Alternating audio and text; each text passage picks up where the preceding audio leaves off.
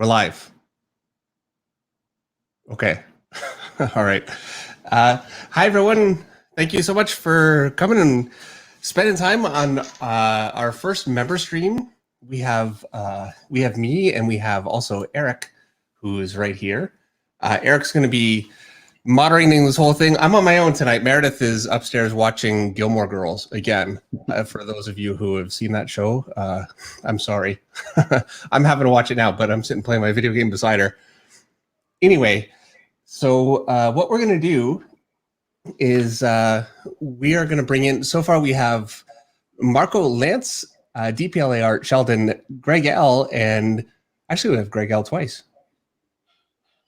We have Greg L twice? Anyway, we have a few people that are waiting right now, and we're going to go through and look at some portfolios. And oh, Hokie says, "Good day, Dave." So I think we're actually working. This is a bit of a first for me. I've never done a member stream, so the setup was just a little bit different, and I was very worried that this was going to be a fiasco. So yeah, I think we're doing okay, Eric. Yeah, I think so. All right. And let's see here. Let me come over here. We have 17 viewers, which is a tiny number, which is great because it really means that, you know, we can all actually have more of a conversation and take a little bit more time, and especially, you know, go over your art. And this is definitely more of a stream for you guys. And for me to, you know, look at your artwork, which I think we're going to focus on tonight. And I was thinking, okay, depending on how many people we have wanting a portfolio review, I didn't know what to expect for that, but it looks like we've got a pretty good list. So it probably will just be that tonight. And then we'll also be doing, like, I'll draw a tree and really go into it. Something that I can't do. I can't do a Monday night stream and draw a tree. It would be, you know, fun for a few of us and a nightmare for most people. So I could do that here, or a building, or whatever it is. Like, and it's something that I'm going to kind of play by ear. So if you guys have something that you're curious about, that's, you know, really not just a figure posing, which is what I always do on Monday night. That's something that we can really cover here. I also, and I think I wrote it in the thumbnail, I'd like to do a little painting at some point.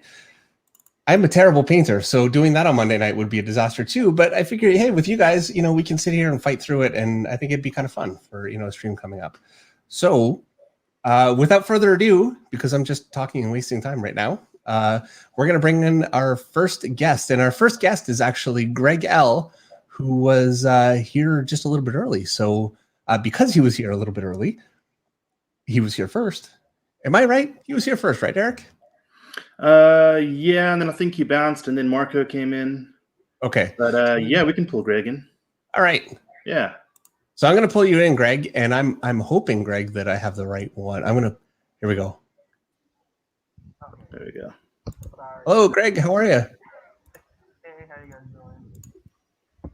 You're a little quiet, or is it just me? I'm sorry. I don't know what's going on with my... Okay, I can hear you, though.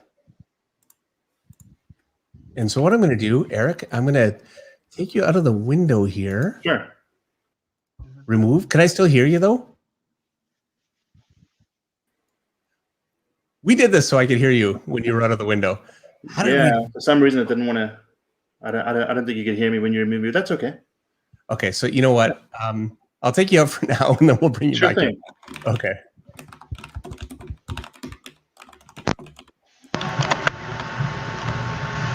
Oh. Thank you. Is this better? No, that's great. Yeah. Meredith just brought me coffee. I went upstairs to make coffee when this whole thing started. I put the thing in wrong. It wasn't, you know, Meredith had to rescue me, so I got coffee. All right. So Greg, did you wanted to show? Yes, I'm sorry. Sorry. I got to set up a little weird. I'm actually on my lunch break at my job right now. Lunch break? So you must be working afternoons right now. Sorry? You must be working afternoons. Yeah, evenings pretty much. Okay. Unfortunately. Okay. And so this was something I'm working on. I'm kind of trying something right now because how do I put it? Let me take this over here. So so far I've been finding that right now I'm more so needing a reference. So this is just a pic from Dr. Rocka, from Dr. Rock. I'm not sure how to pronounce it. Dr. Rock, I'll say that. And this was just a picture he did of the Almighty, which is I think an independent owned character that's on Instagram right now that I'm seeing. Yeah. And oh my gosh, I'm hating this angle right now. Okay. That's me. That's my first attempt at this guy. So Okay. that's the first picture that I have right now.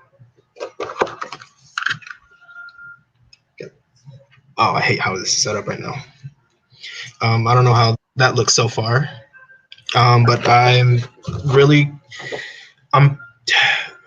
had an issue, but I feel like it's getting better now with the torso. This is kind of what I meant on the stream is an angle like this. Okay. I tend to, it doesn't seem to like it's going around. It's at least it does more now. Yeah, but actually, it kind of felt more flat.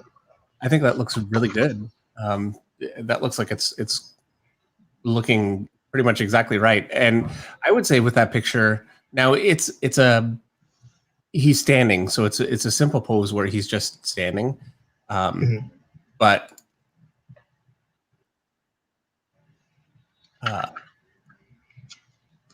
I need to figure out how I could have my face on here. Hold on. You know what? I can. I'm going to do it. This will take me a second. Yeah, I was looking at this like, oh my gosh, I'm seeing my face a little too much right now, and I'm not enjoying it. Did that work? Go back. Yes, but the angling isn't. There it is. Because you know what? Let me move my camera.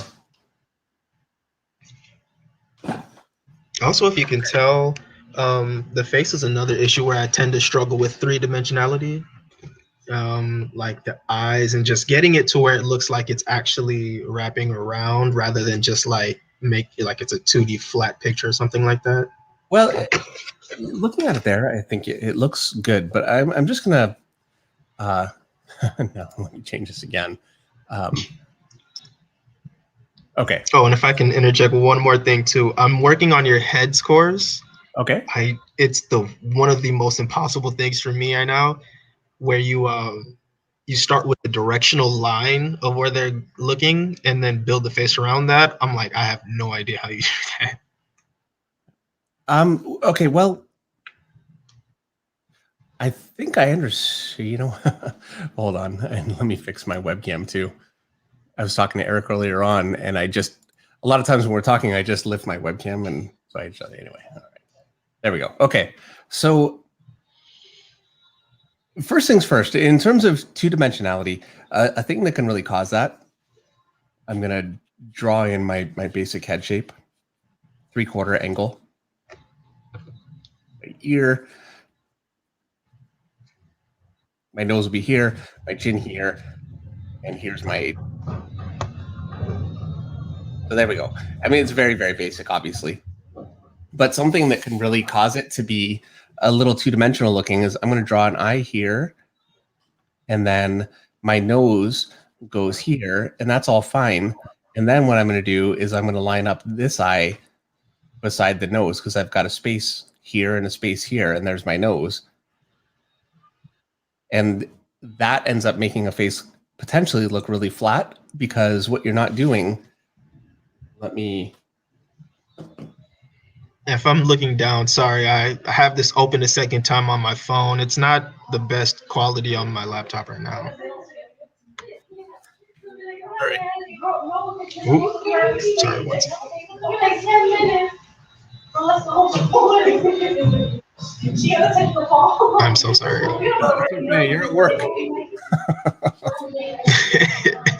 I was trying so hard to find a way to be able to get out early so I don't have to do this. I'm glad you were able to do it. And you know what? It's reality. We all got good jobs. Okay, so the reason why that flattened out is because the nose... Give me a minute. I'm really trying to find a way to mute the audio. Oh, wait a minute. Hold on. He said 8 minutes. What the fuck happened to the 15? Okay, Greg, I muted you just for a second, and I'll go back to you in a minute. Okay, so the reason why that happens is because you're creating a space from here, and not really a space. When you draw the nose, here's the bridge of my nose, and it goes down like this, and then I've got this side of the nose here, and then because I'm seeing it from an angle, you'd only see a little bit of the bridge or none of the bridge, and probably really none of the bridge. And so, you know what, I'll draw it from the top. And so here's the nose going down. You see this side of the bridge here. Here's my eye in here. My other eye is in here. But because you're angled, you've got one eye here. The other eye is here. You know what? Because you're angled, you're not seeing that side. It's foreshortened away. And so your eye would actually be brought in much more. And so you'd have more of a space here because you see more of it. And then this one would be recessed into the nose. And you have to be careful with that depending on the angle. And it's honestly, this is something where you really, I wish there were mathematical formulas for this stuff. There really aren't. And so, you know, if I turn the face, and so I've got an eye here, and here we go. And then here's my nose, and it's much more angled. So I only see a little bit of that. Then I would just see a tiny little bit of that eye, if at all. Just like this. And so as you turn, you see more of that eye until you go directly straight on. And obviously they're both completely lined up. And that can cause quite a bit of flattening on the face. It's a very easy thing, excuse me, to miss. All right. So Okay. That kind of, because I did start to notice that I was thinking that maybe I wasn't like putting it, I forgot what it was that I had seen, but I saw something where it was like, I think it might have been like an old Jim Lee YouTube video where he was drawing Batman and he was talking, and I don't know, I don't remember what it was, but the eye was closer and it seemed a little bit more just slightly angled up, kind of, I guess, to kind of give it the perception of it going back in space. Yeah. And I've been trying to work on getting that to where, because sometimes I'm like, okay, it's not going to look good if it's that close in.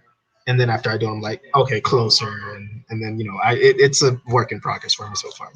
it is. And really so much of this stuff is ultimately, you learn the form and you work with the form, but then to really get something that, you know, is solid and has a realistic look, you have to look at other artists and look at life and study. And so, you know, my 3/4 face is something that I draw so often. I'm very comfortable with it. And I find actually, you know, a lot of these things, I try and teach them, and I'm having to, like you can see here, I mean, well, you can't because it's not on the screen right now, but a lot of this stuff, I'm having to try and find ways to explain it just because I learned through study. And it's very easy to not really actually understand the things that you draw, I'm finding, you know, so, yeah. But it's just a fact, you know. I'm doing a video on foreshortening this week right now, and most of what I know of foreshortening is just from copying other artists and trying and getting a feel for it. And so breaking it down mathematically a little bit, which I'm trying to do, is a different approach. So yeah, it's, I guess, you know, you need to break things down mathematically to learn it. And then to really master it, you need to observe and draw. Yeah, for sure. I know a couple of other issues that I had too. I've been kind of struggling with like an arm facing this way, where like where the thumb meets the index finger is facing towards the camera, like in the shot like that. Right. As well as I'm having the absolute worst time with legs. Like this is just a whole, like once I'm getting better with building it down to about here, where the belt area is. Yeah. And then when I try to connect in the legs, it's just the biggest mess like in so many different ways every time I try to redo it. Well, with legs, you know, so I'm just going to do something really quick. And sorry. with that arm. Also, the farther away arm in a 3/4 pose like that is Yeah. also kind of a struggle for me, but I think I'm getting it a little better so far. Sorry, go on. Yeah, no. Okay, so for the leg, you've got basically a pelvis that is like this. That's your angle, and you got your hip bone here and here, and you've got one leg coming out here and the other leg coming out here. For me to get these shapes like this, and here's my knee. This comes from drawing an observation. Like it's a different shape depending on the angle. Like if I draw it from behind, here's a leg from behind, and it's a different shape. And there's really no shortcut to getting comfortable with those shapes, which is why gesture drawing is so important. You can get so much of this just by doing gestures from artists that do it really well. I recommend Frank Rosetta is really great. He does amazing legs, and I would just try and just do some gesture drawings of some of his legs. So, but generally, I've got my knee here, and then my other knee is a little bit more angled here on this side. This muscle. I always wonder how you get the knees looking like. I really like the way you go from the muscle to the knees. Well, thank you. But the muscles wrap over the knee like this, and then they all connect right here. So you've got a tendon that connects around like this, and on this leg it would be like this. And then down the center from that tendon, you've got a muscle that stops right here.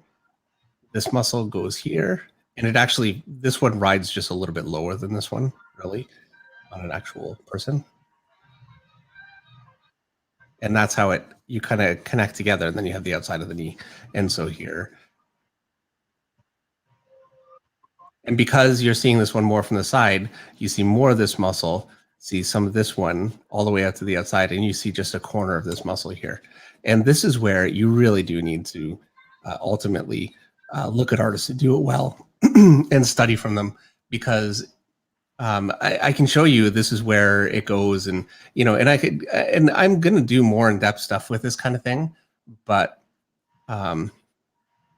it really is one thing to learn an arm from one angle and learn where the muscles go, but then to be able to incrementally angle it and have the whole thing fit together, the number one most important thing is the overall shape.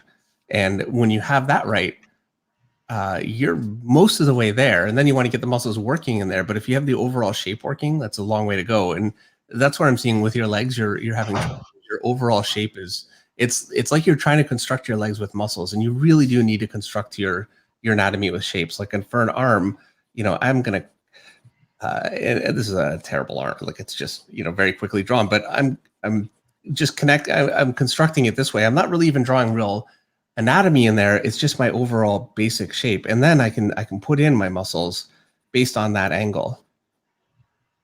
And so you really want to start with that shape and get comfortable with that, and that's again where this kind of gesture drawing really helps.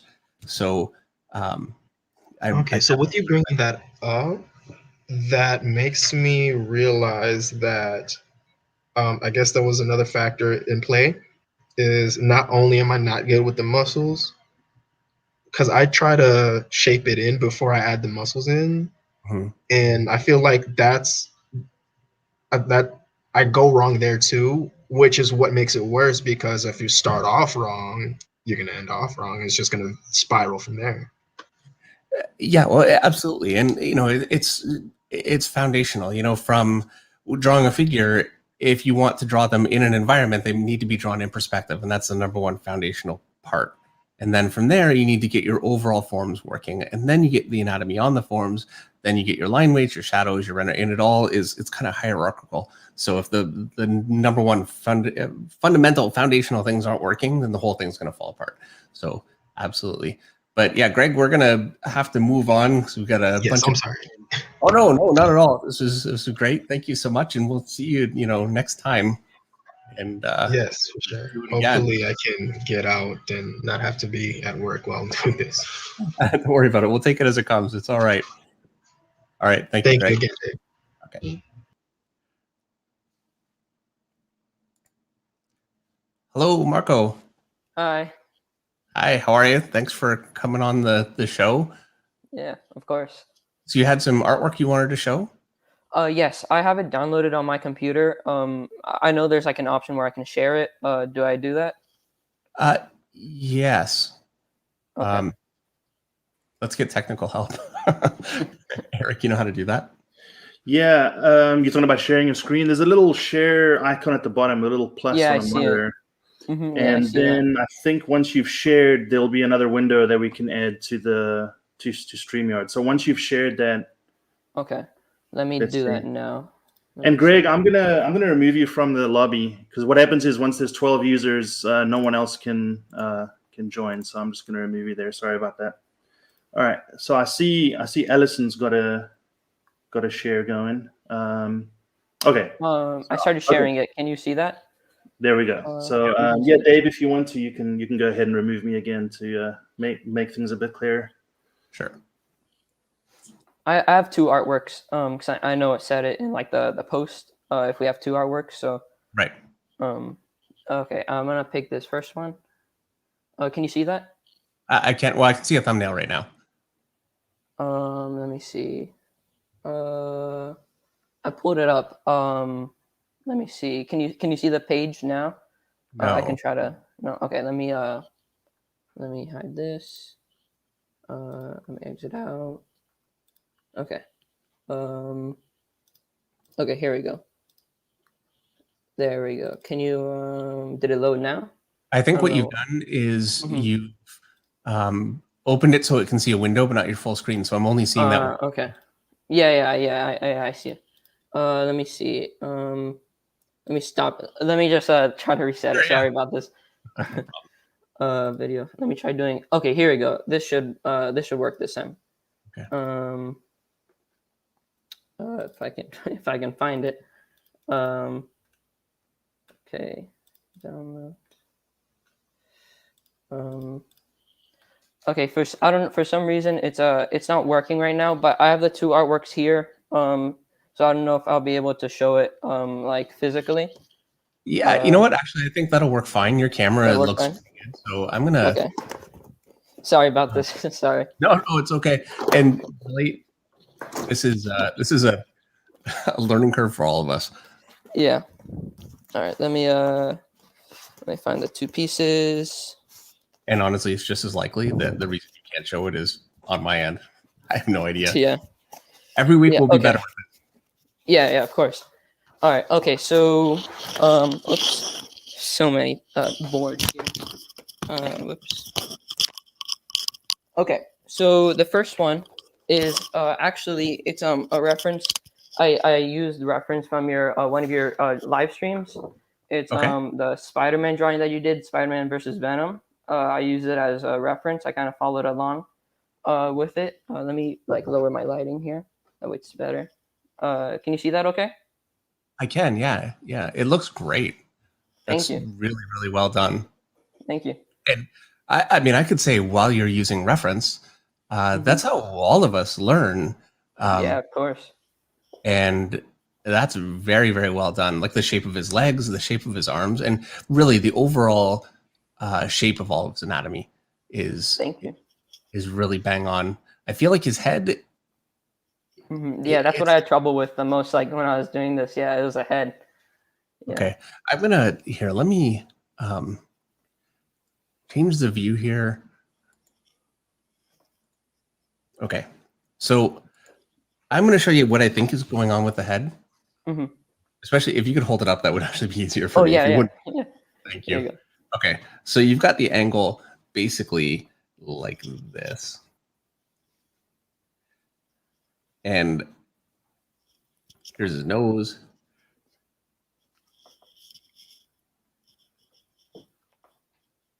And his chin is like this. And the reason why it's looking a little squat is he's not long enough in the back of the head. You really need to bring that out. Oh, okay. If you've got the jaw here, your ear is here. I think he's actually turned in looking this way just a little bit. So I'm actually going to bring the jaw and the ear in just a little bit more.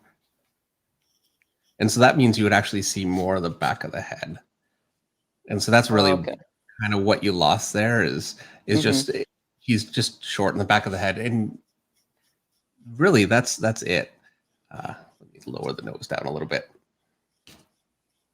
So I think that's really the issue with that right there. It's really not a big issue at all. I think that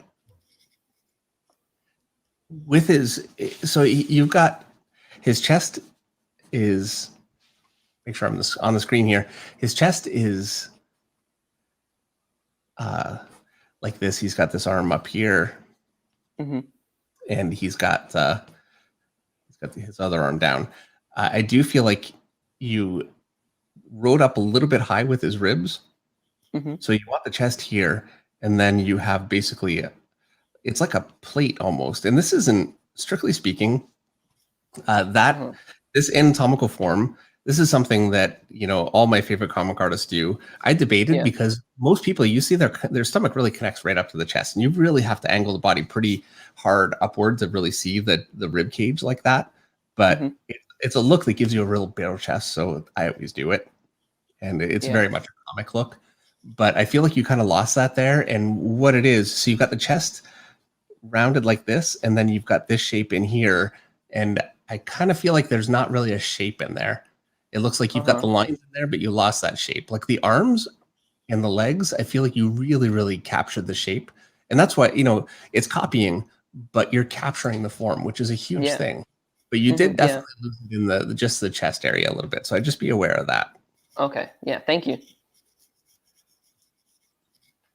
My pleasure. Other than that, though, I mean, all in all, it is very, very well done. Awesome. Thank you. So I have a, I have a second one. So this one, it's a drawing of Judge Dredd. I did this without reference. This is completely original.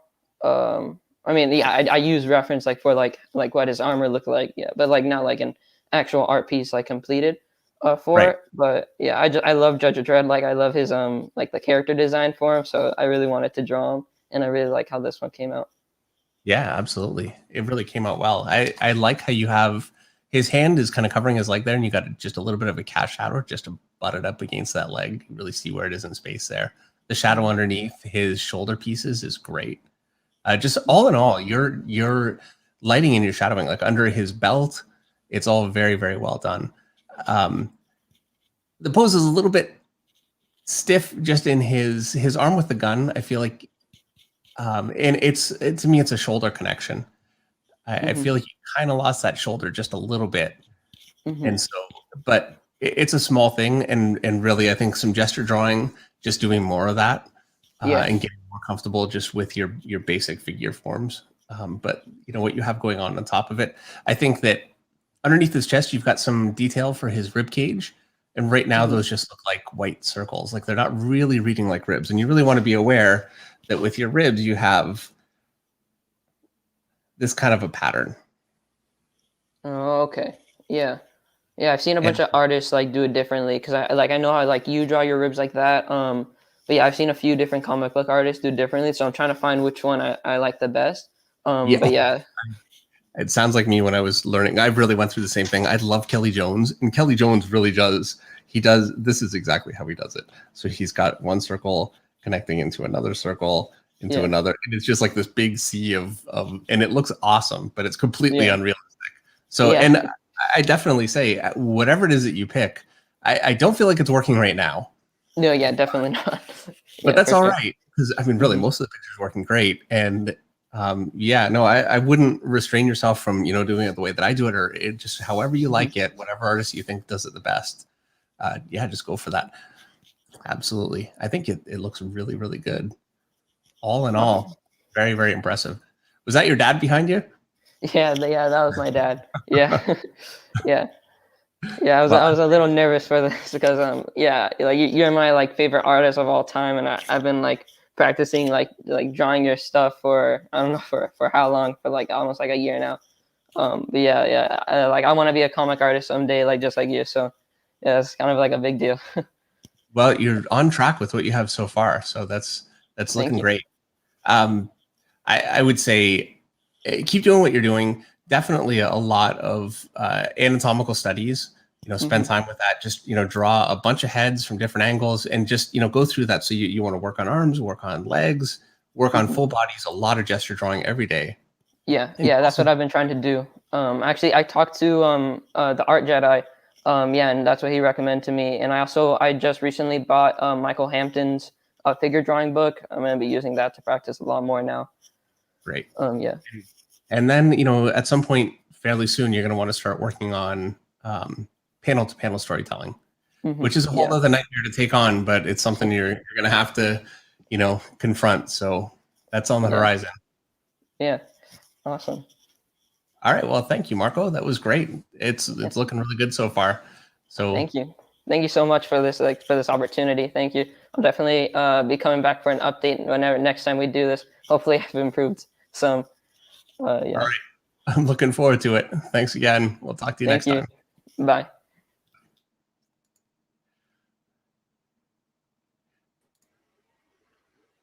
And so that was some great work. Yeah, really was. Yeah, absolutely. Really impressed. Yeah, I thought that was very nice to see his proud father there. So that's great. Yeah. See him in the background. Yeah, that was great. Yeah, very good. The advice for gesture drawing, I think, is just the most important. It was something I neglected for a while, and it really comes back to haunt you. So definitely, keep up with that gesture drawing, even if it's just 10 minutes a day. Just try get those reps in. But that was some great artwork. Yeah. Yeah, for sure. So who do we have next? I think Lance. All right. Yeah. Hello, fellas. Hi, Lance. How are you? Good. How's everybody? How are you, Dave? Good. Good to see you again. You too? Well, I mean, I see you in the chat all the time, but it's good to talk to you again. Always around, for sure. Yeah, so what I want to do, I didn't have any finished sequential this time, and I was really hoping the next time I was able to throw some work in front of you, it would be sequential, but I've got layouts, so for sure that's the next time. I'm hoping to have some finished sequential, but what I thought I would do is show you two pieces that they weren't just figures. There was at least some background or some a twist, something different than a standard pose. So what I'll do is share screen. Oh, it's giving me tips. It never did that before. All right, and here. So we'll see if this came up yet. It did. Okay, so is that big enough for you to see? I think Eric must have done that. Eric's on top of this. Great, because I didn't touch a thing. Yeah. So I guess I'd like, well, obviously feedback on the whole image, but just kind of the body positioning, and it's a spider character, so there's going to be some wonky twisting going on, but just overall what you thought of that shot. Okay, well, first of all, overall, I think it works very, very well. The background really looks great. The perspective looks great, and it's an interesting shot. And the figure, all in all, really, really works. I think it's very strong. Now, I'm going to say, if you draw a shot of a woman where you can see both her butt and her chest at the same time, you are going to have people that are going to say that, they have a problem with that. I recommend that you don't do that. Okay. It's sensitive time. So I'm just saying, you be aware of that, because you can have people that will find that. So, I don't think sensory overload. Well, and I don't think it's like a salacious picture at all. It really isn't. But yeah, I've found that. So, Noted. I'm going to say, here, let me turn this over. I'm going to switch my camera really quickly here.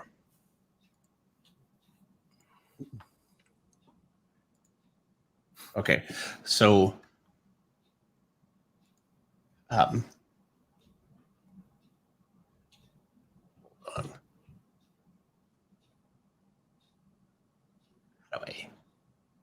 I don't know how to fix it. Okay, so here we go.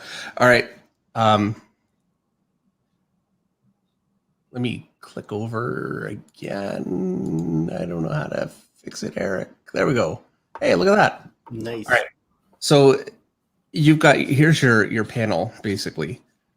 And your perspective is good. It's all really working.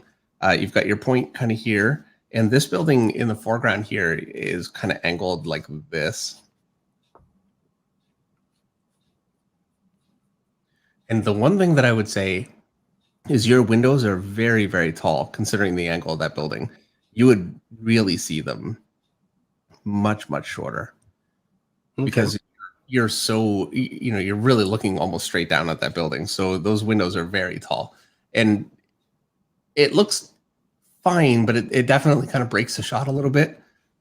So I'd really be aware of that. Like if the building was flat, you'd end up with windows that are, like this. Okay. Believe it or not. So other than that, though, like all of the other windows, everything else, I think the whole shot really sticks together well. It's just those windows that kind of stood out for me a little bit. This was actually shortly after going through your perspective tutorial, and I used the parallel ruler with the whole. I had a whole grid down there. Oh well, that's great. Yeah, well, it really shows because it really holds together well. I mean, it's a professionally done background. It's very, very nice, and it's really interesting with the figure. I love how you frame the figure with it. It looks like a compositional element. So, and you did a great job of not tangenting that figure with the background anywhere. I do think. I think that I take it back. I was going to say there's a tangent with her thumb and her foot, but it's not. It was just at a small size. I couldn't really see it. So yeah, no, I think it looks very, very good. Yeah, it's really well done. This is the best thing that I've seen you do for sure. Thank you. So I guess the other one, and oh, go ahead. Sorry, I just removed you by mistake. I was trying to make it bigger.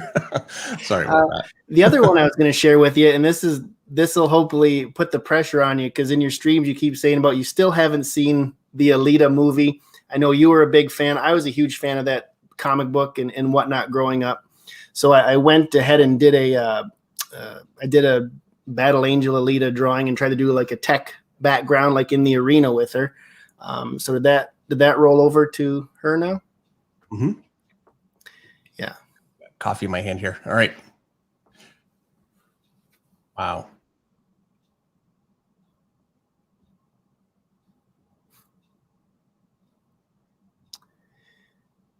And I know sometimes what I can struggle, and you can see what I did here, and I can't remember, because I find I do better because you've even suggested about starting with the chest, and then as the mask, the first thing to draw, and then adding your head and limbs. And I forget which I did first, but I feel like if anything, well, there's probably a few things, much more you'll see, but I think I've got the neck a bit elongated, and that could have been because I tried to do an upshot and then just got lost in the shadow, or kind of what you see happening there. Okay, first of all, I want to say that this is very, very nicely done. And this is head and shoulders above the work that you were doing a few months ago. I'm really pretty amazed. Like it looks great. Her hands are incredible. Those arms are great. And I love that they're angled properly for the angle of the arms. Both of those hands are really, really well done. The lighting on her chest, I think, is really great. Yeah, just all the way around. I think she looks really good.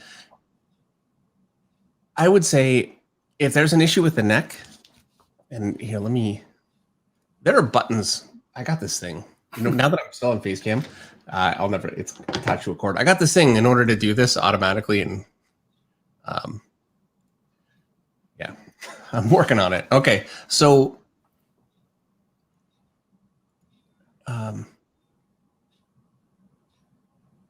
okay, so with her head,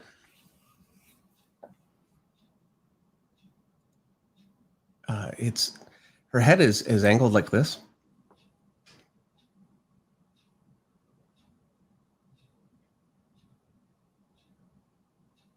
And it's a bit of a simple sketch. And then you've got her neck kind of here. And this is what I'm seeing with it, is the neck so she's got one ear here. Her other ear would be, because it rounds around, would be just about here. And it's not visible, but the neck really connects between the ears. And so that's where there's an issue, is I feel like her neck is just pushed over too far this way. If we look at the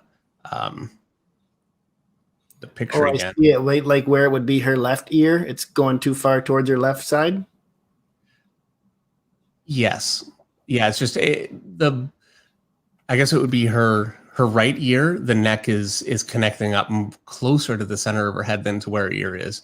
And so that tendon really connects up to the base of the ear. And so that's really the issue with the neck, I think. It could be called maybe a little bit long. I think it's fine in terms of length. I think it's much more just the way that it's kind of connecting to the head there. Mm-hmm. So I would say, in terms of criticisms, there's that.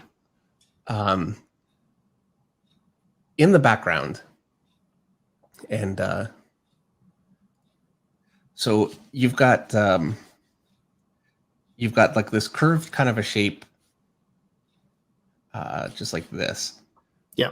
And I'm just gonna put a perspective point kind of here, and it looks like it's going just about like this. And then you've got this kind of detailing, which I think looks really, really good. My issue with it is this one here is basically the same width as this one here. And, you really want to, now you can, so if I have a point, I can do this, and I can draw, here's my first one, my first shape. I can draw a line through it. And then if I do that again, this one will automatically be shorter. And this is like to make it mathematically completely even and perfect. And I don't do that. Like, nobody's got time for that, really. I fake it. But you definitely need to be aware that, this one should be wider, and then you're a little thinner with this one, a little more, And I do feel like with yours, They're pretty even. Right. And so that's a criticism there, but it's such a cool looking detail. I love it. It's an easy fix, I think, and all the way around, I think it looks great. I love the way that you framed her with that circle in the background. You got the audience kind of way in the background there, which is how you want to do an audience. Nobody wants to be drawing a whole audience in the foreground, that's for sure. Yeah, just all the way around. I think it's a really nice layout. I will admit that her arm is cut off by the edge of the page. Okay. Just from a pinup perspective, truthfully, strictly speaking, I would not do it. And on her right arm, her forearm kind of lines up with the bottom of that curved line there. It's a bit of a tangent. It's not bad. It's fine. This one right here. Yeah, I'll show you what I mean. Yeah, could actually be curved up a bit more, I think, with the perspective. Her arm is kind of here, and then the line for the background is kind of, connecting with it there. So, but it's not terrible. Like it's all right. And it's not a perfect connect. Like it's all right. But I think if it were me, I would probably adjust that arm just a little bit just to fix that. Or maybe the background, one or the other. Okay. But I mean, that's kind of picky. Another thing that I could say, and again, it's kind of picky, but really you don't want to cut off a figure at the knees on a pinup or a shot. Generally speaking, compositionally, you don't want to cut off at the wrist the way that you did along the edge of the page, and you don't want to cut at the knees. So if you're going to cut a figure, you cut halfway between the waist and the knees, or you can cut just below the knees, but cutting off at a joint off the edge of the page is usually kind of frowned upon. Okay. Now, whatever. I mean, the picture is really nice. It's but no, that's good things to think about. No, though, for sure. And it looks like you were using some kind of reference for the lighting on her chest. Like it has a very realistic look, which I think is. I want to think if it was from referencing, because I've looked at some of your characters where you've done, leather or shiny black or whatever. And what I tried to think in my mind is what's a high point of either the muscle, the chest, or, I notice a lot of people when they are doing like tendons on the neck and stuff, if that's covered, there's that thin high spot where light might be hitting. So that's kind of what I was trying to think is, if I've got some light coming this way or it's down a bit, stadium lighting or whatever, it's going to be hitting like these high portions, right? And I see some where I could have maybe had them higher or, followed the muscles differently, but. Well, in my experience, unless you're using actual reference, it's never perfect.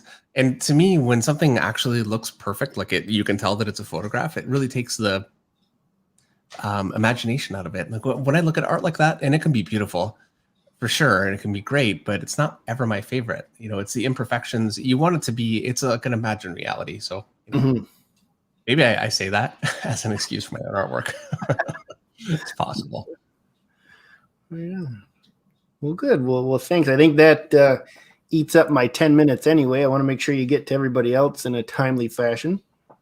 Yeah, absolutely. And really amazing progress. I mean, I wish I had more negative to say, just so I could tear you down more and, give your money's worth more. I have broad shoulders. I can take it. Yeah, I'm actually really pretty amazed at how great both of those looked. And I mean, you've been doing some nice looking stuff. Those ones really, really came together well, though. I think you're definitely progressing, which is great to see. Last takeaway: do you see over top my left shoulder that Moon Knight right there? There's a drawing on the wall. Yep, that's yours from 2013 Fan Expo. Yeah, look at that! Wow, oh, that's great. Back when we could leave the house. I know it's coming. It's coming. It's coming. We'll get there again. Thanks again, Dave. Thanks, Lance. We'll talk to you Thanks, soon. Eric. Take care, everybody. See you, Lance. Yeah, it's looking good. Definitely a big improvement from, I think it was Rob Marzullo's portfolio stream of the day. Definitely a huge step up. Yeah, it's looking good. Absolutely. All right. Thanks. See you, Lance. All right. Looks like DPLA art is next. Here he is. There you go. Hey, David. Hey, Eric. Hi. Oh, Eric. Eric says hi. Sorry, I clicked the. Yeah, it's all good. So I'm just gonna pull up my screen real quick.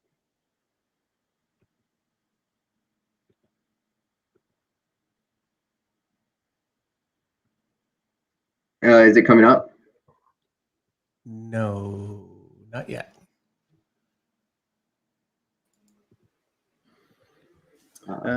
Don't see it just yet. Okay, it's the share screen. Oh, there it is. Sorry. There we go. There we go. All right. I'm gonna full screen this for just a second here, so we can. So this is my first one. I have two drawings that I'm going to share. So this is the character Spiral.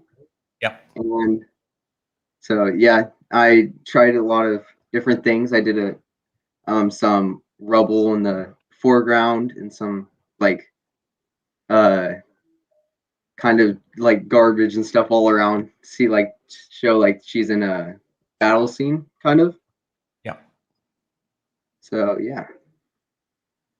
That's really, really great. Thank you. Her legs look really. The shape looks great, but the anatomy really looks like it's sitting well, and they have a lot of volume all the way around. It's a really good looking picture. I love how you framed it along the top. The smoke also, by the way, looks really good, and that's something it seems like. Well, and I know I struggle with too, so I know how it can be drawing. Smoke, it's really difficult to fight the tendency and the urge to just draw the same kind of sized and shaped curves for smoke. And so to get it looking the way that you have it, where it looks nice and random and designed, and organic is very, very good. And it's got a foreground, middle ground, and a background, which I think is great. And she really looks like she's kind of putting more weight onto her, I guess it'd be her right leg. And it looks balanced, so I think that really works. Thanks. The one thing that kind of stands out for me looking at it is just with her face. I think that her eyes, one eye is just a little bit off. Oh yeah. I was struggling with the proportions of the face, and I was struggling with making it a little too masculine. So yeah, I would say just with her eyes, I think that the angle might be just a little bit too hard. Here, let me.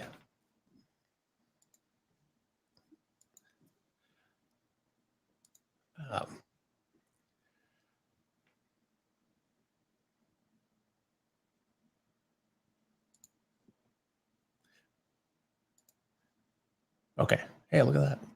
I just need to remember that button. Okay, so you've got her face And you did a frontal angle, by the way, which is very, very difficult. It's the hardest one to get right for a face. And so here's my divisions. I'm going to draw her nose just right here. And I think that was fine. I feel like you've got one eye kind of here, and then the other one kind of comes in just a little bit and is tilted up a little bit too much. And so you really want to make sure that the distance from the nose is exactly the same. And you don't want, if you have an angle like this overall, you don't want the eyes to ride up too much from that angle. And different faces are different. And you'll have people that'll have more droopy eyes, or people that have eyes that come up in those corners. But I feel like it kind of is not really working that way. And then you've got her brow here. I feel like you kind of came up a little bit hard along her brow up this way. So I would, because you really want to think in terms of, she's like, for her skull, this would be the shape. So you'd be coming along inside there. And I think in terms of her looking a little masculine, I don't think she looks masculine. I do think that you define the mouth maybe a little bit too far out this way. Yeah, I posted like a progress picture of her face on the Discord, and the people on the Discord kind of helped me out, telling me what kind of went wrong. So I tried to fix that up. Yeah, because you've got pupils here, and her mouth is actually coming out outside of her pupils. So it's making it kind of go pretty far. And then I feel like her chin is just a little bit long. All right. So I would bring up her chin just a little bit. And also her cheeks are very pronounced. So what you have is you've got this kind of a shape, and then it comes in here, and that can be a bit of a hard shape. I would, you want to define that shape for the cheek. I forgot. You can't see what I'm doing here. Hold on. You want to have that shape defined, but keep it fairly soft. So otherwise it can really overpower pretty quickly. And I feel like it kind of does there. Yeah. I totally agree. But, I think the detailing looks really good. Thank you. All in all, it's a good looking picture for sure. Thank you. I'm actually having Jimmy Reyes ink this as a commission. If I can show that part right there. Oh, sorry.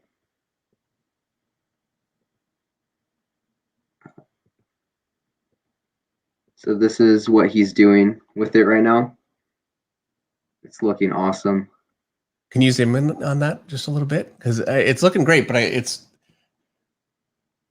keep going. Oh, sorry. Perfect.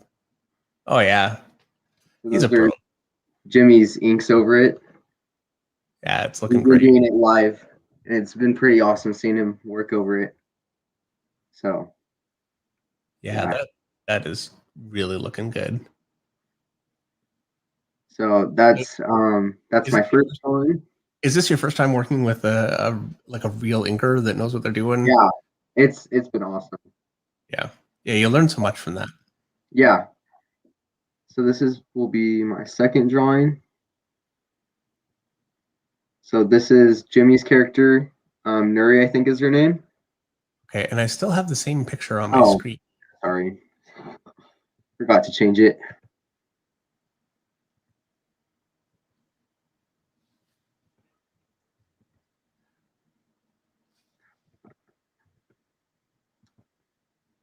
Is that now?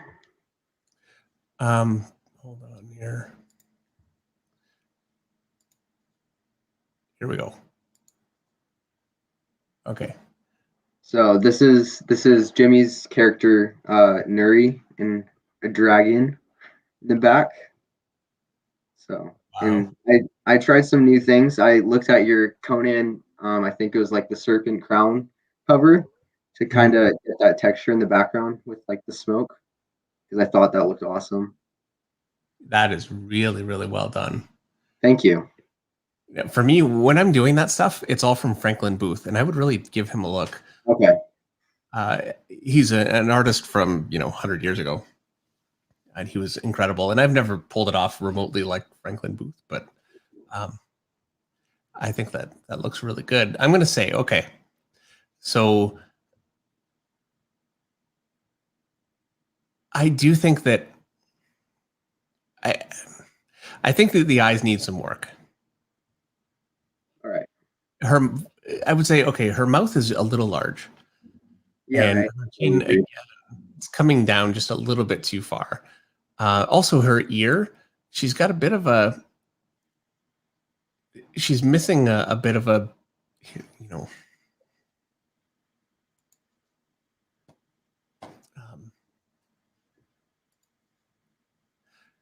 I need to stop doing a face cam. I just keep switching back. So, all right.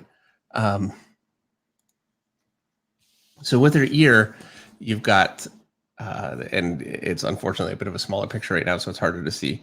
But you've got this part here. You're missing this segment right here. Like I'm not seeing it. It kind of got lost there. And I know that's kind of a small thing, but it stands out as being a little odd. Yeah. That it's missing that bit of anatomy just in there. I think with her eyes,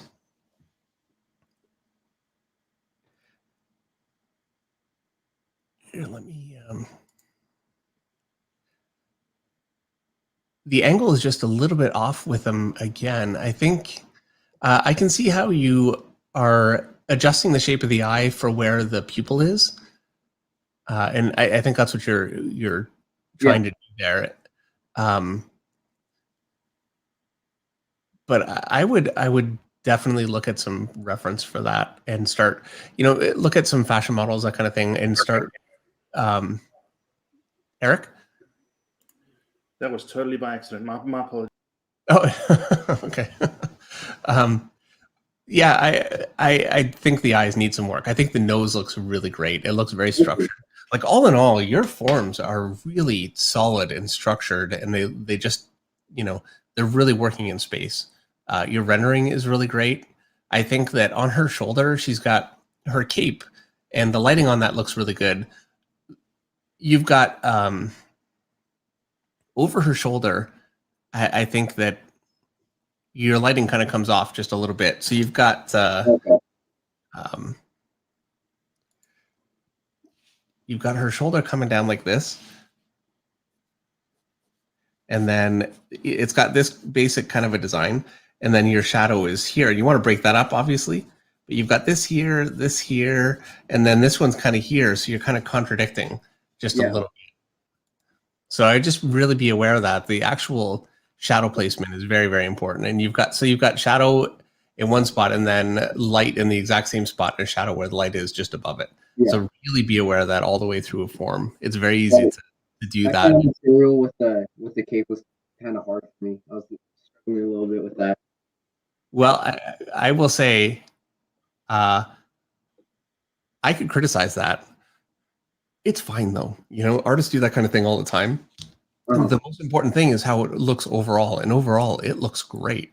So you could totally get away with that because it looks great.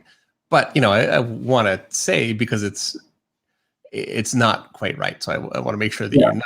But yeah, it looks really good. I would be aware that she has an Adam's apple. She has an Adam's apple, which I definitely want to take out of there. Okay. So yeah, I'd say just a little smaller with the mouth.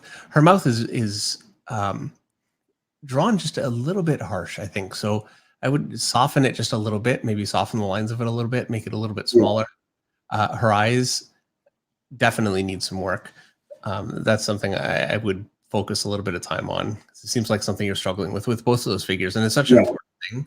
And overall, I mean, what you're doing is working so well. You don't want to let that be a weakness. Like that hand holding the sword, really well done. Thank you. I also have a question for you.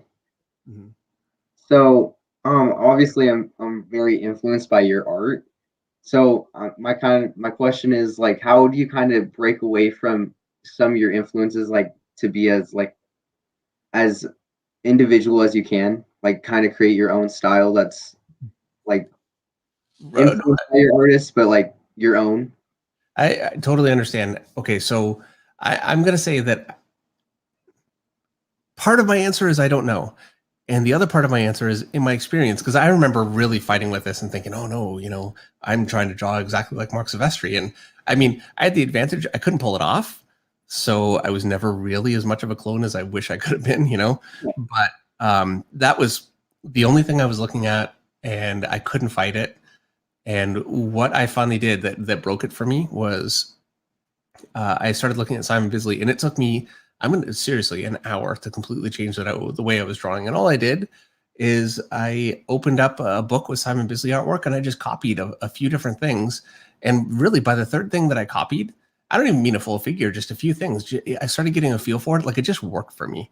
I just really, really felt I felt more comfortable than Image was doing a look at the time I struggled with, and I just found that the Bisley stuff at the time just worked better for me. And so right away that changed the way that I was drawing. I was still really influenced by Mark, so the Bisley thing for me was relatively small, but it was like step one. And I wasn't trying to develop my own artistic style. I was just trying to grow. And then the next artist that I ended up really looking at was Dale Keown. And that was the first time I really started getting more comfortable with some rendering, some cross hatching. And some other details, so I got some things out of that.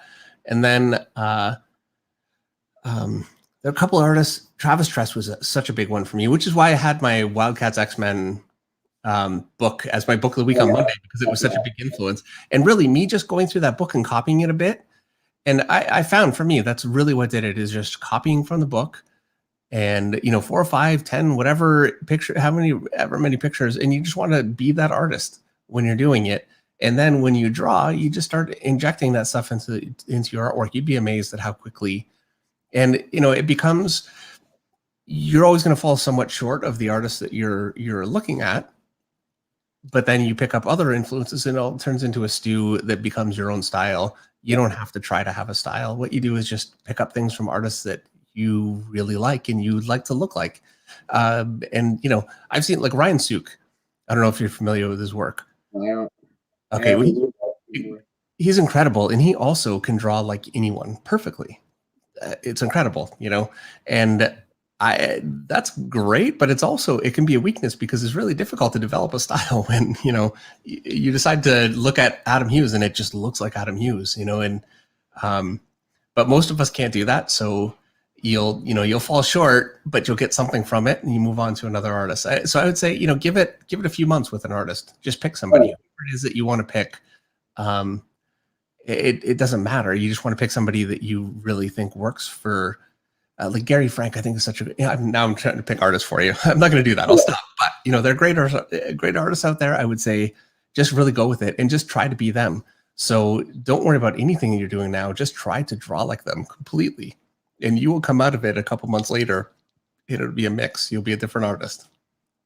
Awesome. Well, thanks for this experience. Oh, well, thank you. It's great to see you on the thing here, so I appreciate you coming by. Yeah. Great to see you on the stream on Monday. Well, thank you. All right. Thank you.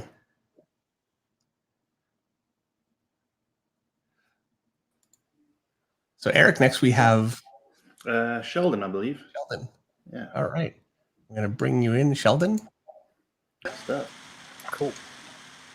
Can you hear me all right? Yep. We got a bit of static. Oh, hang on,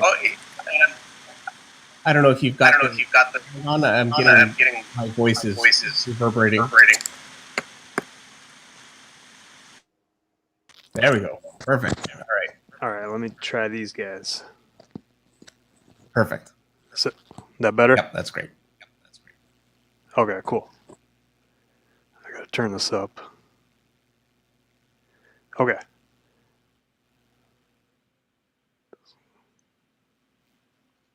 Going to share screen.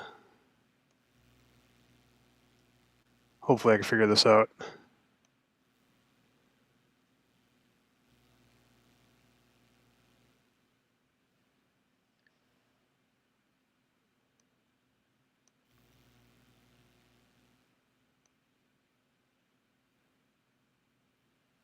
Okay, I can see it here. I'm going to add it.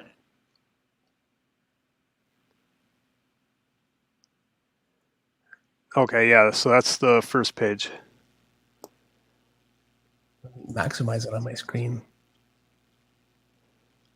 All right.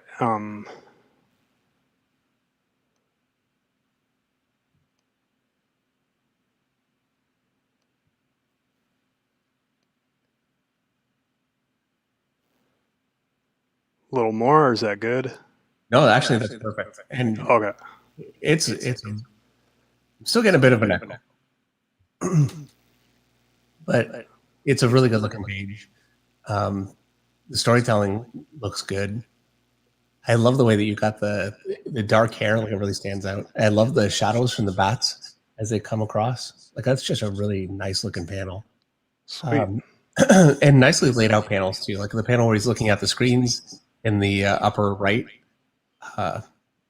just compositionally is perfectly done, and the head looks good. Like it all sits well. Right on. All right, here's the rest of it. Sorry if I'm going too fast. No, it's all right. I have to say, I almost see a little bit of P. Craig Russell here and there. I don't know if that's an influence or not, but No, I don't recognize the name. he did Elric, who's a great artist. Well, he still is. He's still working. I'll have to check him out. Yeah, he's very, very good. Yeah, I think all in all, the storytelling is very, very well done. The composition is really well done. Oh, right on. There, and then there's the last of the page.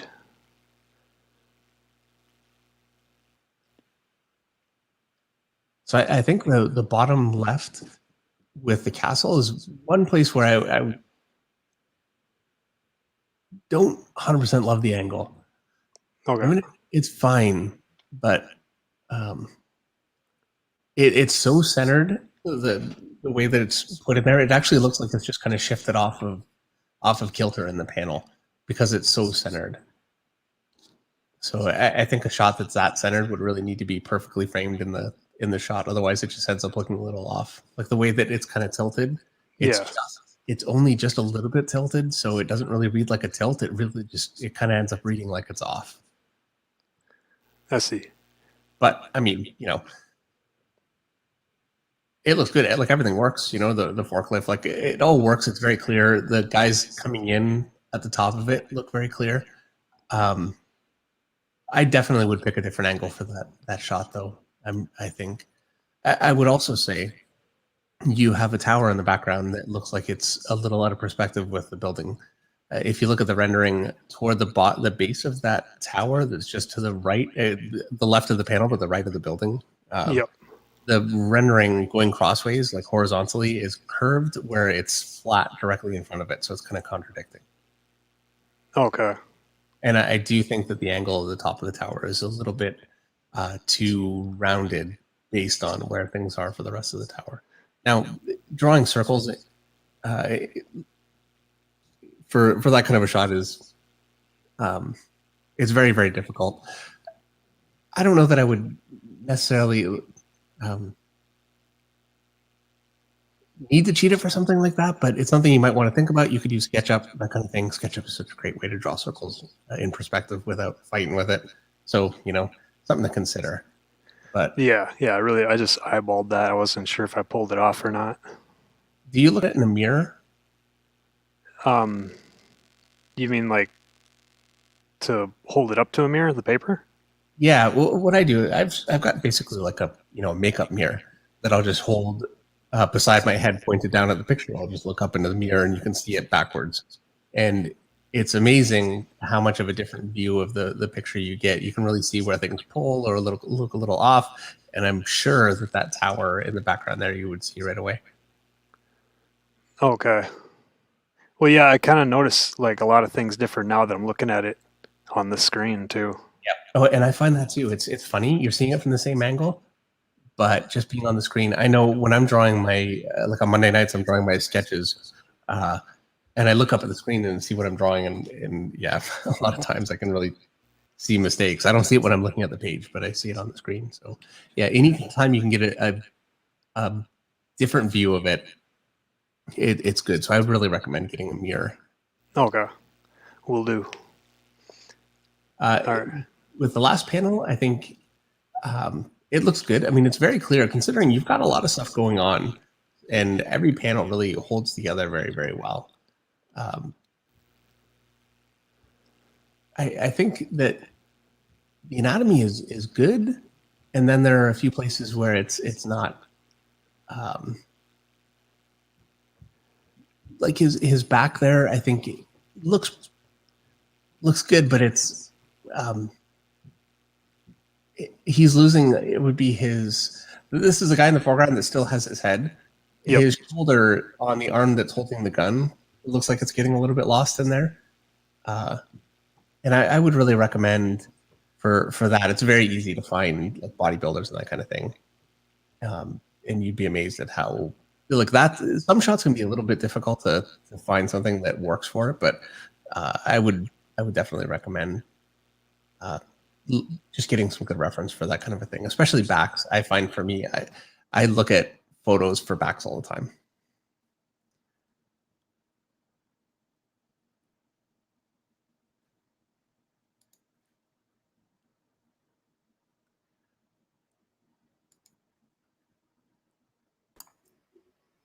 I think we may have lost Sheldon. I think we did. Yeah, I was gonna say. I thought, what happened? Is the whole stream closed down? I wasn't sure what happened there. Yeah. Well, oh wait, is he back? No, he is not. We lost Sheldon. Well, that's too I bad. think he's back. Yep, he's back. Do you want me to add him, Dave? Yeah, please. Thank you. Sorry about that. No, not at all. I'm having a little bit unstable internet, I guess.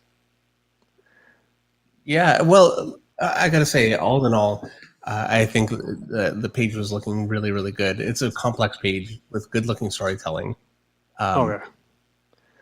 It's well done. You're drawing clothing, which, you know, I think that your folds were all right, but they could definitely be better, for sure. Okay. So, it's something I would work on. JC Leyendecker is a great artist to look at. He was he did covers for a Saturday Evening Post for years and years. He's phenomenal. I'd recommend taking a look at how he did some of his stuff. And it's a very angular kind of a look. I actually got this one from Mark Silvestri. That's the artist that he looked at for his folds, and he does incredible stuff, and it's all from Leyendecker. So when you draw really rounded looking folds, it ends up making things look a little soft. And there were places in the page where things, I think, in general looked a little soft, and I would think definitely folds. You really want to harden those up a little bit, especially if you have a shirt that is like a thinner fabric, like a dress shirt. You don't want to go with soft folds, or it ends up making it look just too soft. So yeah, but like puffy soft, or yeah, puffy. Actually, yeah, there you go. It's yeah, for sure. Gotcha. I see that. Can I show the second page? Yes. All right. Let's see. All right. There we go.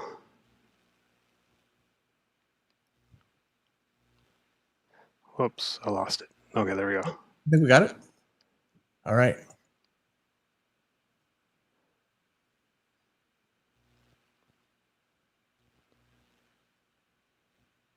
Is that good, or should I zoom in more or out? No, that's great. Okay. I think panel one looks great. I know I have to say that because one figure is standing and one is sitting, I would probably lift the foreground head up just a little bit, because they're kind of butted up against each other a little bit. So I would probably just lift that. And even just compositionally, I think it would work a little bit better. More of a rule of thirds kind of a thing. Now, you left room for words, so there's that. And I don't all the time, so I'm one to talk. But whatever. I mean, honestly, that criticism you could totally ignore. I would definitely move it up if it were me, just a little bit, just so they're not kind of pushed together like that. But I mean, both faces look great. The ear looks really good from behind. Okay.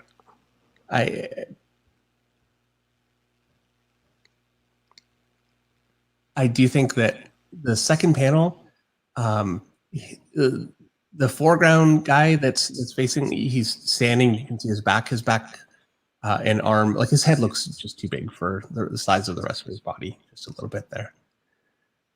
I think his head is a decent amount too big. Yeah, I was kind of noticing that one actually when I was on the paper, but I was doing it on paper, so I just like went with it. But yeah, I definitely see that. Yeah, I end up doing that sometimes too. You hit a deadline, you're like, okay, yep, it's going to be. But I would definitely recommend fixing that, and really looking at your stuff in a mirror again is a really good way to catch that stuff before it's so far into it that it's very difficult to fix. But it would be worth fixing. Okay. All in all, though, really the panel works great. I can see, they're talking to the computer. They turn around and there's a woman comes in the door. Like, it's all very, very clear. So it's very well done that way. Cool. All right. There's the last panel. And so the last panel, the woman turns around and this guy is coming up behind her. Yep. Yeah, it's supposed to read that that's him in the gas like form there. Oh, right. Okay. So that's how it's supposed to read. I don't know if it goes like that. It does well enough. I would say, I hate to suggest it just because if you pull back and you see the characters in the foreground, just to make sure that you get the whole setting so you know where that guy's popping out of, Yeah. that ends up making that guy small. That's coming out, and you don't want that. But I know if it were me, I'm thinking how. Okay, you know what? Here, let me. Here. Okay. So.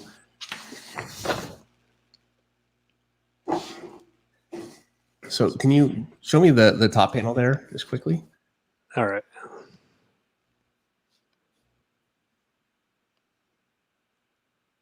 Okay.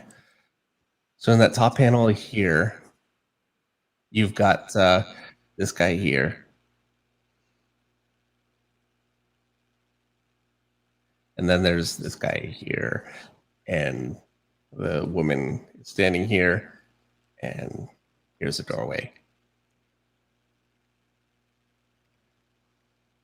And then you have your, this guy that you can kind of, and he's actually a little bit more over, so you can see that this guy's in the fog. You really can't see that. You would rely on colors for that, which not my favorite to do that. I'm drawing this so small you can't even see it. Let me zoom in. I can see it fine on my screen. Well, hopefully everybody can. Let's do this without hitting autofocus again by mistake. All right. So, and let me clean this up a little bit. This is how I do my layouts actually for real, which is why editors just give up asking me for layouts. That's actually a good trick. If you make your layouts bad enough, they give up. They're like, all right, just fine. I can't tell. So she's here. I would say, how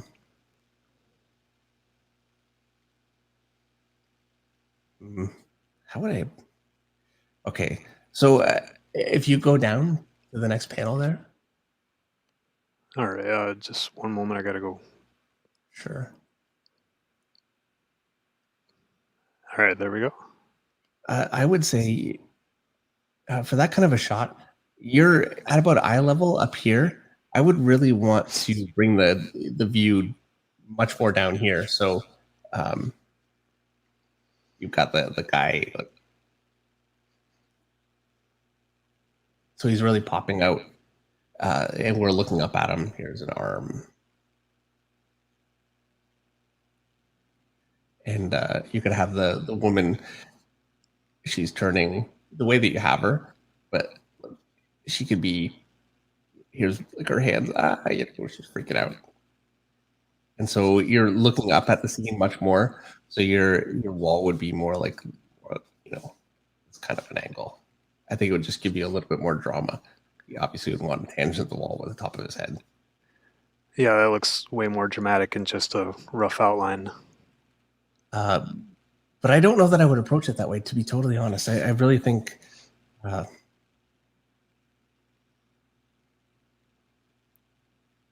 Okay, you know what? I think it's fine as long as in the next page you really establish the scene. Establish the what? So in the next page, at the top, let's say this would be your top panel. Bring it so you can actually see it. You'd really want to. Here's one guy in the foreground, and here's the other guy, and the woman's getting, she's getting pushed back here, and the guy is like ripping her apart or whatever. I don't know the story. So, but and you can see that they're kind of framing the shot this way, and so you can really see what's happening and see the whole thing all kind of together there. I would definitely want to make sure that it's clear, because the other option is, for this panel here, I wouldn't do it. I think my problem is that he just kind of pops up from nowhere. Oh, okay. But I do think that if you change the angle to something like this, and it looks like he's kind of shooting up, because you really want it to look like he's not just all of a sudden standing there. You want it to look like he's shooting into the shot. And if she's kind of leaning forward, then it looks like things are kind of projecting outward as opposed to just the way that she's kind of standing. Yeah. A little more static, and he's there static. So it looks like he's just always kind of been there, as opposed to he's jumping out at her. I think that would work well enough. Here's the other arm. Arg. That's such a script. Anyway, you see what I mean? That's awesome. Yeah, I know what you mean. All right, I could definitely see it too. I do this for a living. Can you believe it? Oh, well. Well, probably doesn't look too cool to you, but I mean, that looks awesome to me. Well, thank you, Sheldon. I really appreciate the support. I need it sometimes, let me tell you. All right. Yeah, I think all in all, it looks really good. I do think another thing I would say is some of the lighting, like under his chest there, and under his chin along his neck, with that kind of a horizontal, like you've got like this kind of a lighting going on here. That's not attractive. Well, it's not my favorite. I'm going to be honest. And so this is where I don't want to be in a position of saying, oh, don't do that, because it's not the way that I would do it. But I would say editors would find it dated. It's a look that they associate with the early 90s. And I think it's something that you might want to move away from a little bit. Just stylistically, it makes it difficult to get work, truthfully. I see. And I hate to say, like, oh, change your style in order to get work. But I mean, this is what we're all, trying to do is increase the marketability of what we're doing. And that is a style that right now makes it a little more difficult. And I think it's a style affectation that doesn't affect your artwork negatively to adjust at all, because I mean, the form is there. So I think I would look at just a few rendering things like that, like under his chest, under his arm, that's just beside her face there. Just some of that kind of horizontal long rendering is something that comics have moved away from for a long time. I really like that look, but I know it truthfully can make it difficult with an editor. That's truth. So, but that's a choice. I mean, I don't know if you're really looking to work with it, for Marvel or DC or whatever, and you're concerned about that. If you're not, then, Yeah, I mean, I guess anywhere that I could work full time would be great, but I mean, like everything you're saying, I'm taking as much as I can to absorb it. Okay. So, yeah, your opinion means a lot to me. That's what I meant. Oh, well, thank you, Sheldon. Appreciate it. But really, again, I used to go to conventions when I was trying to get work, and I would talk to artists, and I would get advice like that, or it would be different advice, and there were times that I would just ignore it because I thought they were full of it, and I think there were times that they were, truthfully, but then there were times when I would get advice like that isn't necessarily, it's not your form or whatever, it's more of a stylistic thing that I listened to, and I think it helped. Okay, right on. All right. Well, thank you, Sheldon. Oh yeah, thank you for all the advice. I'll check out. What was it? PK. You said P. Craig Russell. P. Craig Russell. Okay. You know, I would say, hey, I'll show you right now, but 3/4 of my books are all packed now. So, Oh yeah. in a couple weeks. Actually, I think less than a couple weeks. So yeah. Awesome. Well, yeah. Thanks for the time. I won't take up any more. And good luck on the move. See you next Thanks. Monday. Sheldon, yeah, see you Monday.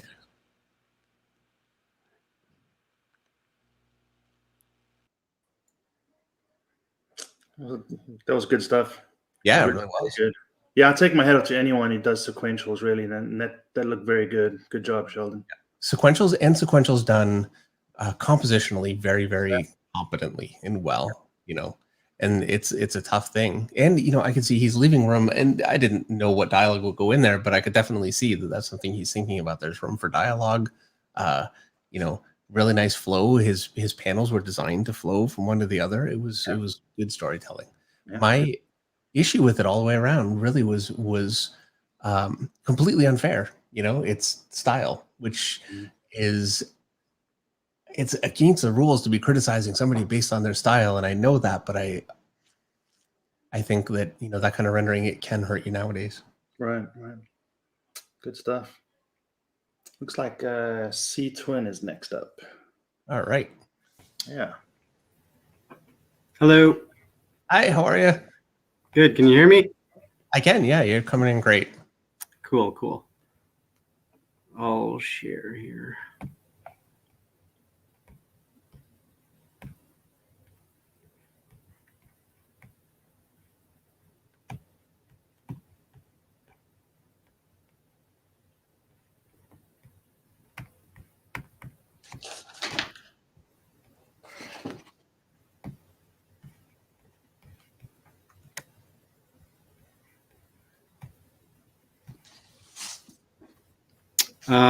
Did it come up yet?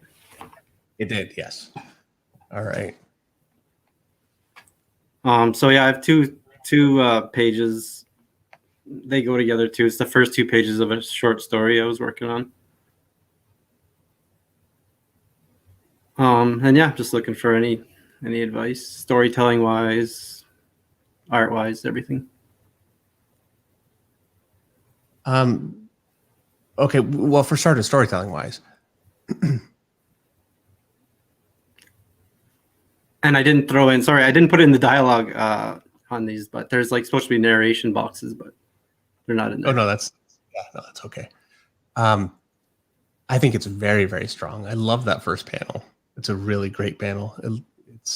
It's really, it's just, you know, it really works for that panel shape too. It just has a good feel to it. It's the worst criticism. I'm sorry.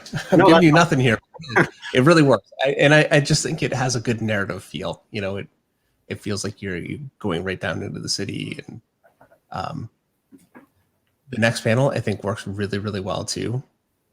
I think if, you know, part of me, I want to say I would pull the train back just a little bit so it's not so close to the right side of the panel. Oh yeah. But it leads, but I don't know that I would actually really say that though, because it actually also leads directly into the head below it. Like it really points right at it. I think it works so well. Lines into the next panels somehow, but yeah. Yeah. So I would totally ignore that because I think it's working well that way. The next panel. Okay. So I think both of these panels, so both the bottom panels are really, really nicely laid out too.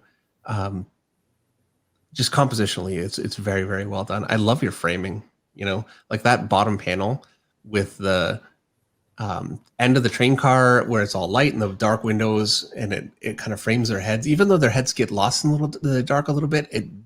It really works. I think it's really strong. I like it a lot. And also, I just the lines where it's completely flat. You've set the horizon right along the line of the windows. Oh yeah. I would never think to do that kind of thing, and I just think it gives it such a cinematic feel. So my criticism for the page would be panel 3. It looks like he's sitting with his back against the side wall, and then on panel 4, it looks like he's sitting with his side against the side wall. That would be the one thing that I would say. Okay, I see. He's supposed to be like, there's supposed to be like seats that are along the wall, and then ones that also go like perpendicular to the wall. Do you see what I'm saying? To the walls of the train. Right. But Yeah. it's the same figure in the bottom right or in the right hand side of both panels, all right? That's right. Yeah. So it does look like, to me, it looks like he's shifted. just in Okay. I terms of see, I his- see what you're saying. Yeah, for sure. And That to be maybe honest like with you, if I changed the angle of the windows in the third panel to look like they recede more instead of like are so flat behind them. yeah, that would totally do it. 100%. Yeah. Yeah, that would completely fix it. Okay. Yeah.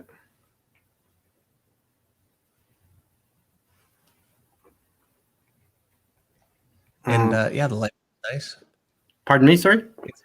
The lighting is nice. It's a different style than what I would do, you know? So I don't want to, I don't want to criticize it in you know, the sense that, oh, you know, this is the way that I would do it, because it's not done the way that I would do something, but I think it's really solid, you know? Like it holds together very well. I do think you've got his ear kind of highlighted there. Okay, this is the third panel. The left, like our left, that ear. Yes. Okay. Yeah. I see what you're saying. And you've got a bit of a highlight on his coat there, which I think really works because you've got dark behind it. So it's a good call. But I think with the highlight along the ear, you would see just a little bit along his jawline there too. You know. Oh, okay. Yeah. Yeah. I see what you mean. Just put a little thin line along his jaw just to like define it. Yeah. So I think that just got a little bit lost there, just in terms of the way that you have the lighting structured. I think that would help. Otherwise, it ends up looking a little isolated. Yeah, I see what you're saying. Totally. And my other thing that I would say is he's got a shadow across his forehead that goes just to the, now our left, looking at the picture, the left of his nose. Yeah. And below that, he has a light along his cheek, and that light along the cheek is very far into where the shadow is on the rest of the face. And I feel like you would not see that there based on where the shadow is along the forehead, because the forehead is around quite so much that I think it kind of contradicts just a little bit. Oh yeah, for sure. I see what you're saying. But really, it's a mild thing. You know, it really is. It's not a big deal. But I do think that that light just kind of, I would adjust the light on the forehead just a little bit and push it away from the nose just a bit. And Okay. I think solve that problem.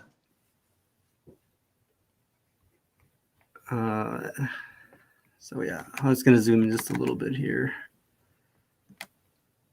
All right, okay, you're saying like right here, right? Like I don't know if Yeah. you can see my mouse pointer. Just kind of take that in a bit. Yeah.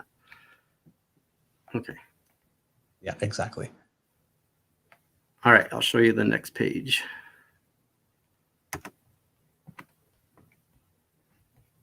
Is it coming up? It is, yes. Maybe I'll zoom in a little because these panels are smaller. Okay.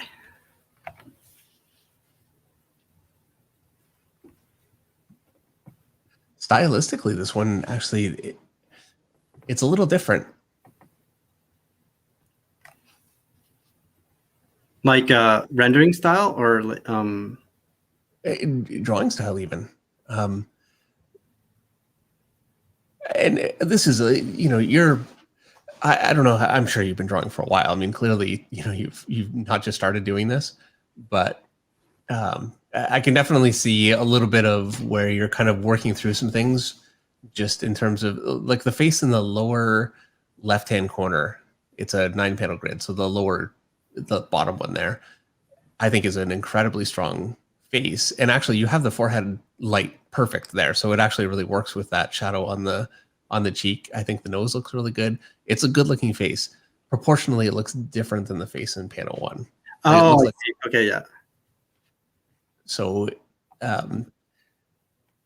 but you know, he has a pretty large ear, but he actually also has a large ear in panel 1. So if that's a choice, then you're consistent with that for sure. I think that works.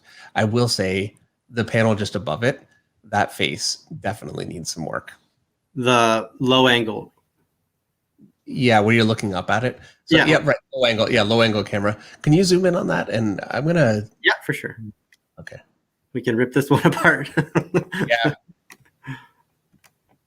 Yeah, see, like I'm kind of confident in my storytelling. That's my art that I really like wanted a lot of help with. Well, and your art is very good. I mean, all in all, it's really very strong. But you have things like this are it's inevitable that these will happen until you work through them. So Yeah, so I'll this zoom is in a bit more. I'll zoom in a bit oh, more. perfect. Great. So this is the angle that we kind of have here.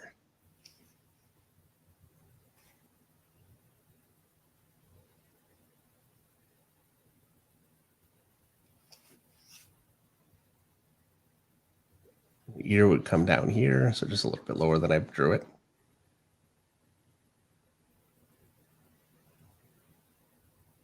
And so with the angle that you have, your nose, well, first of all, I'm going to start with the simplest thing for me to really start with, and that's the eye sockets, just like this. My other eye socket, wouldn't see as much of, it'd be for shortened. My nose starts at about eye level, so right about here, and projects outward, and it ends here. So it ends up being very short, which you have, it's very short.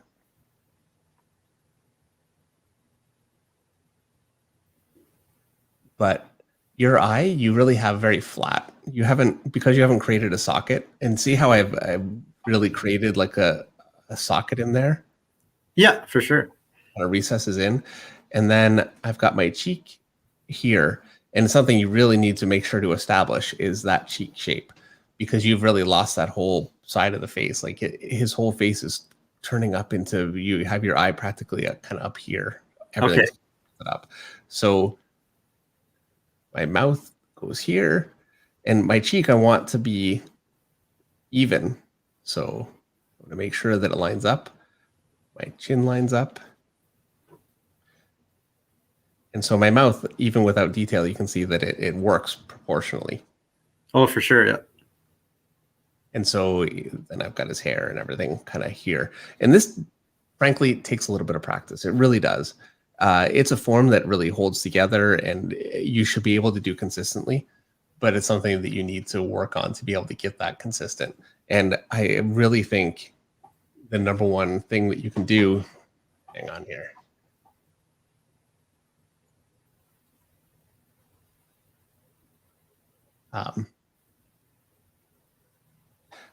Now, I don't actually really use this that much, but I've got it sitting here.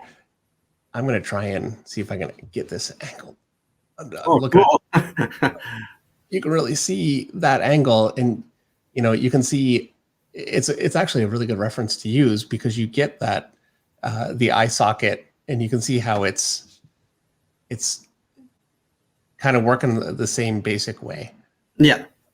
And now this would actually be more useful, I'm sure, if it was more of a simplified head than a skull, but I've got the skull, so there you go. But yeah, using that, and you can see the line. I've got this line defined here, and it's a simplified version. I'm not trying to draw a skull here, but I've got the same lines along my skull around the eye socket there. Yeah. And everything kind of connects together and fits together. So it's a really good way to not lose your shapes the way that you did with that face. What happened with that face, though, it's actually a little surprising, because your art is so strong. Where it's strong, like it's very, and you're right, your storytelling is really solid. And I think your composition is great. And most of the art is really strong. So when it's not, it really pops. Yeah, for sure. I think her face in panel 1 is very, very nice. It looks good. It's a great transition from that shot to the next shot. Like, just storytelling wise, the way that you framed it, it perfectly zooms in.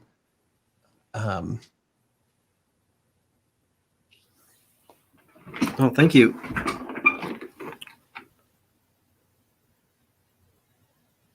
Yeah, I think all in all, it's very strong. You even have your last panel there, you have them standing directly at the bottom of the panel. So their feet are right. I guess it's actually not the bottom of the panel, but just where it goes. Yeah, sorry, I brought the floor up a little bit off the panel. Yeah. Yeah. And I generally don't like that, but I like it. I think it works great there. Like I would not criticize that whatsoever. I think it looks really good. I don't do that kind of a shot, but I think it looks great. Yeah, I try not to do those like ground level shots, I guess you'd call them, but I just the way I wanted him walking towards her and just like looking at him in kind of a flat static shot, like it seemed to work. Yeah. Yeah, it looks phenomenal. I would definitely, what I would say is spend a little bit of time working on the head shapes like this. Oh yeah, for sure. Yeah, that's great advice. Like just that little bit you drew on your page there is like, yeah, it's a great example of a way to construct it. It's a pretty simple thing, and it's just getting really good at drawing these kinds of things. Like I can basically do anything. So here's from the side, my ear is basically here, about halfway through. Eyes, nose, my chin's here, top of the forehead, and you can see I'm actually adjusting my simple head shape that I did as I kind of get my size and guidelines in there. Yeah, and Eric Grove, actually, who is our moderator, taught me this one, which I should really know after 27 years. But the ear doesn't actually sit flat. It actually kind of angles backwards a little bit on people's heads. I kept drawing it flat. So it's yeah. Anyway, throwing that out there. I was wrong for years. And so from this angle, you have the same eye socket kind of a thing, just like this. The nose here.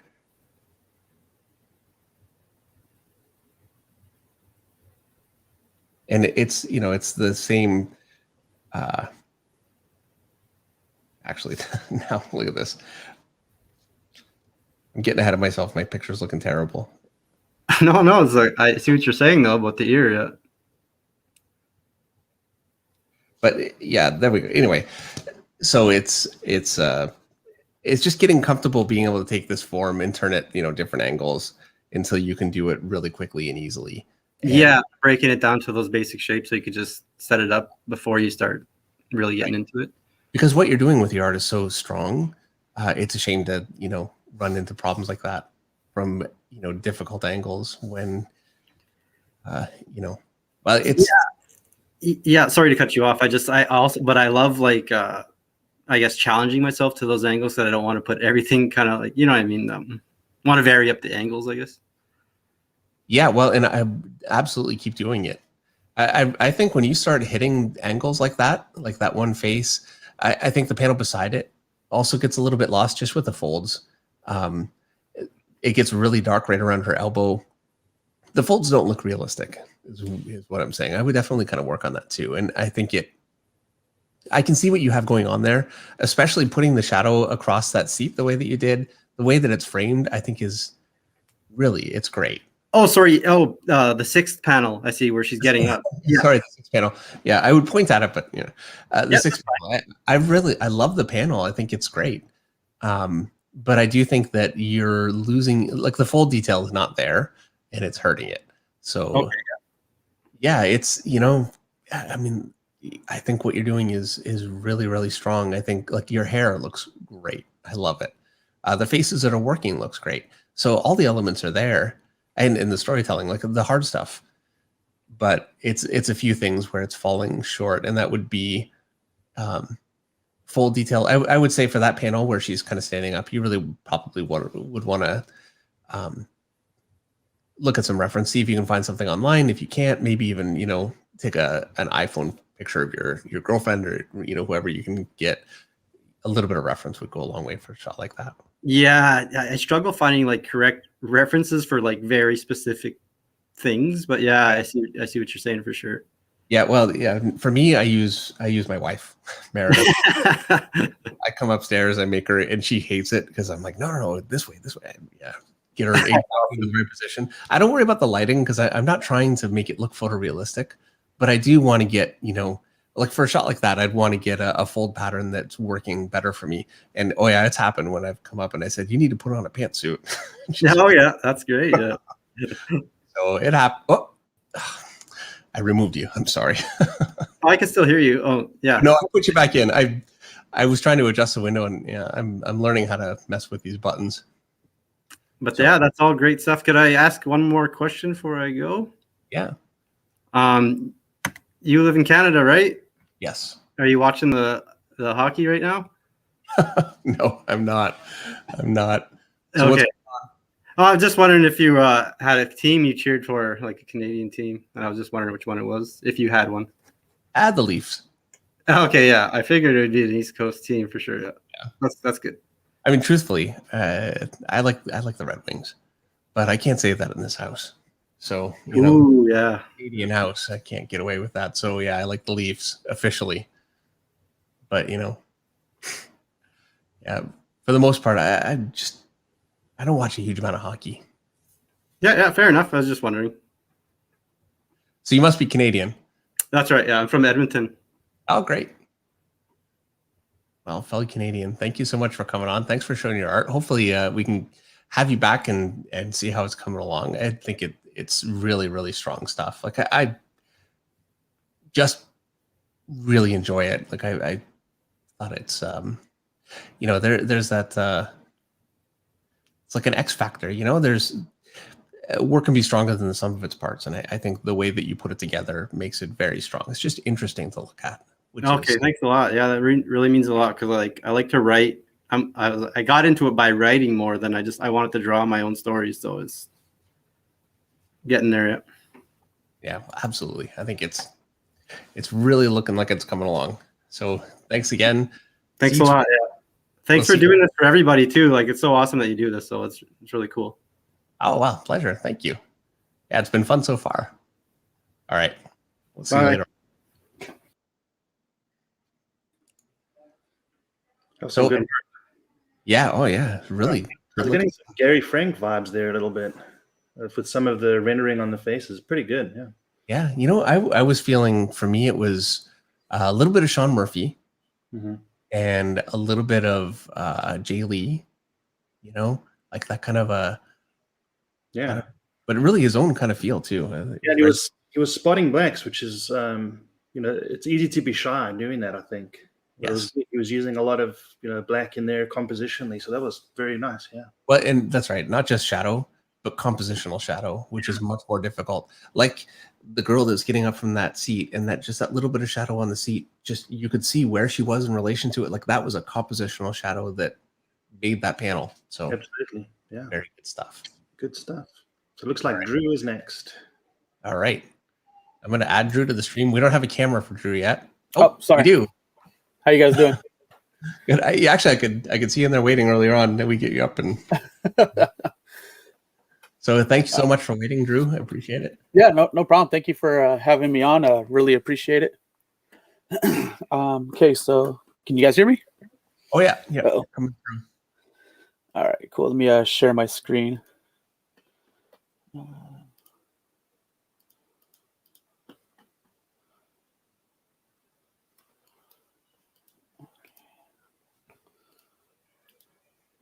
Okay, can you guys see it or? Not yet, but it always takes me a second. Try again.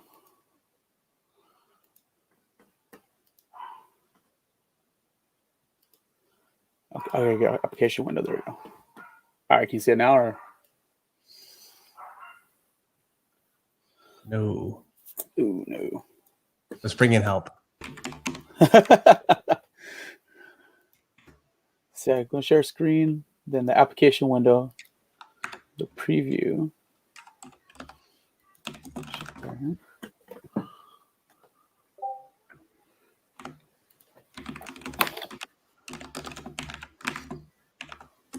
Okay.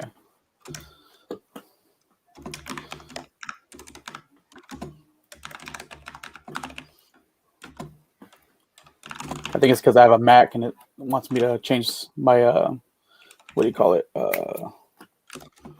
Different things.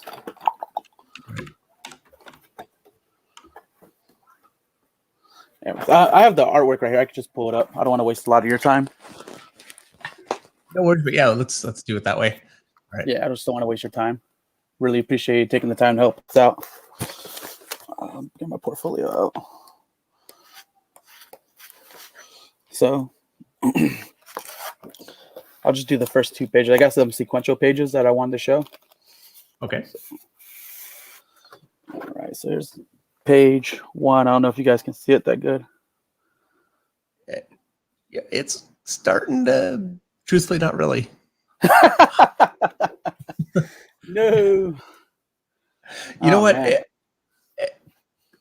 Go ahead. What we can do is we can bring in Allison and cycle back to you and see if you can get it worked out. Yeah, how's that? that's fine.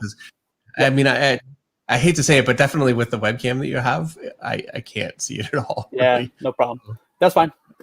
Okay, we'll talk. I'll work on it. Okay, perfect. Thanks. Thank you. Bye. Hey, Hi, Allison. How are you? I'm awake. What can I say? Good to see you again. Good seeing you. I'm always up for hanging out. Let's see. Well, I am sharing my screen out, so Oh, I've got it right here. there it is. There it is. All right. This is the book I'm working on for myself. It's called Broken Shackles. It's the cover. I got a few sequentials I can show. Some of them are still works in progress, though. All right. But like, That is a great looking cover. and I have this as a base of the first page. Nice. And I have my works in progress that I'm doing. And that's the 2-page spread I'm working on. I have my characters blocked out and I'm just drawing them in. Yeah. That's the commission I'm working on. So a range of stuff. Yeah. Well, I figure just choose a couple or something, but yeah, I don't have to go through all of it. I don't want to take up all the time. Well, I got to say the cover looks really nice. I love the layout. The Thank cape actually, I get a little bit of Todd McFarlane in that. No, never, no. Okay, well, I'm a huge fan, so I am an enormous fan of Todd McFarlane. McFarlane's the reason I got into drawing comic books. Oh, okay. Well, that's great. Yeah, I mean, and when I say McFarlane too, I mean he's incredibly good at using fabric and just different elements, smoke or anything in his compositions to create movement and shape that just added to all of his compositions. And I think that cape, the way that you have it pushed out like that, it really gives her a lot of push forward. It looks like it's almost like speed lines a little bit. It just gives her it feels like she's moving. Cool. That's what I wanted. That can be such a difficult thing to achieve. And all the way around, I think the figure is nicely drawn. I like how you have her. It would be her right leg. The angle with the foot is really well done. I actually had to make a couple of fixes to that a few times. I was like, "Oh, it looks great." Look at it like the next day. Nope, gotta fix that. Yeah. Oh yeah, I know how that goes. Well, I think it came out perfectly well in the end. Thank you. Good. Yeah, the title and the representation actually is because of the my autoimmune disease, the broken shackles. It represents me trying to overcome having an autoimmune disease. Wow, that's great. Yeah, my multiple sclerosis. So got that. That's to put a story out there that's very personal like that. Yeah, that's what it. Yeah. Then I had to have some fun and put that in the corner.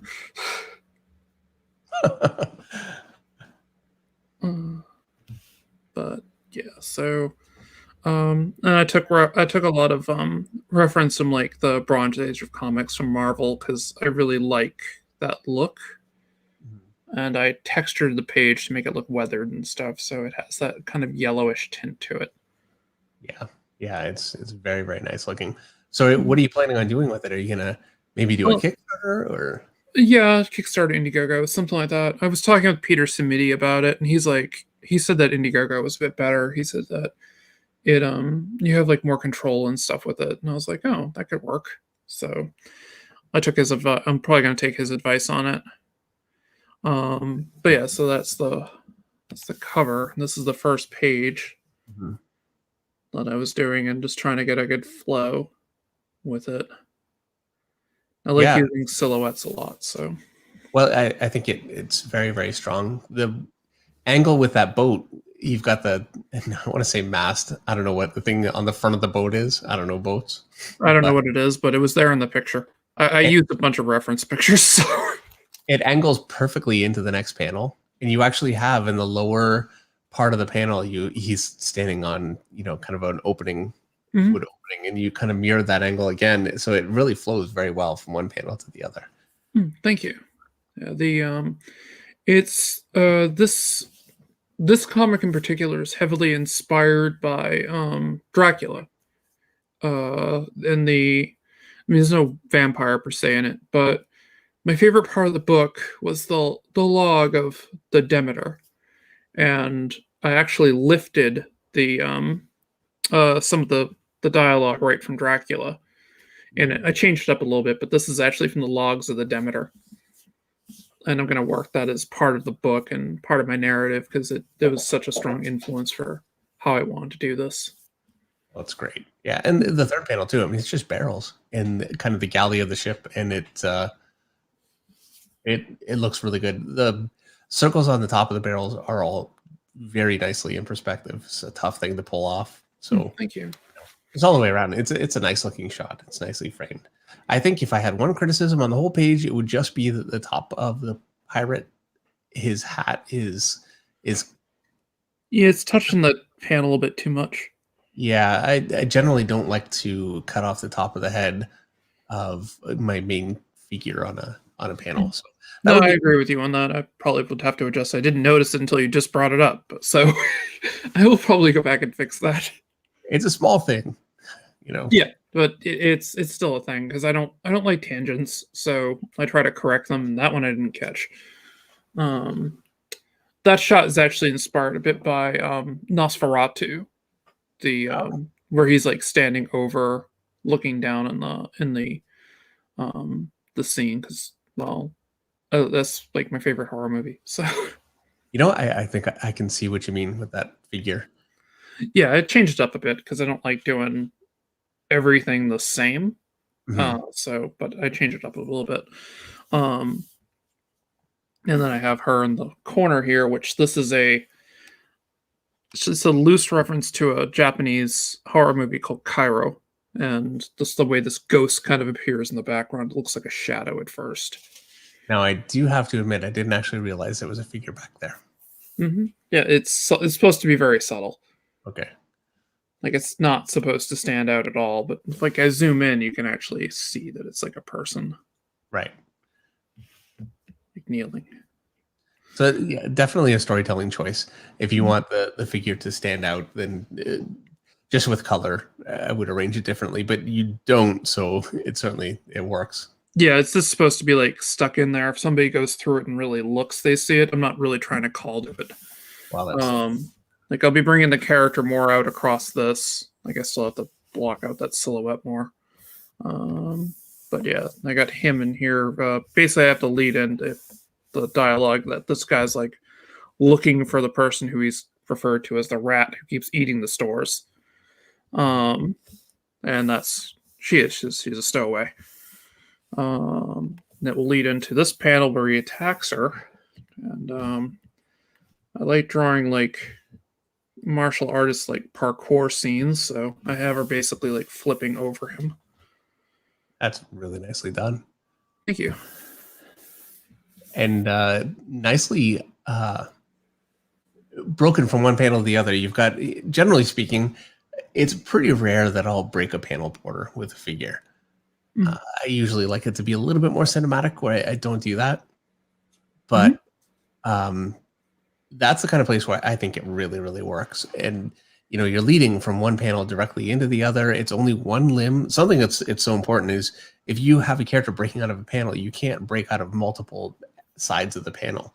It needs, you just have one arm coming out of the panel or part of the head or something, but you can't have one hand coming out of one side of the panel, another one coming out of the other side, or something that is further in the background coming out of a panel border, while you have things in the foreground that aren't. I see that quite a bit, and obviously none of that's happening here. So I think it works very well. Yeah, I don't like to overdo it. I like breaking the panel, but as I said, I don't really want to overdo it. I just want it to be a bit, and basically the panel before is going to be her kind of starting to make the jump. The 3 panels will lead to her leaping over him, and she's starting to summon the sword that she has. And like it's here. It comes in, and then she's going to basically anime slash into a bunch of different pieces. It'll look a bit different when I'm done. Sure, but just in terms of the silhouette, it's very strong. I can see it without any detail at all. It really, really works.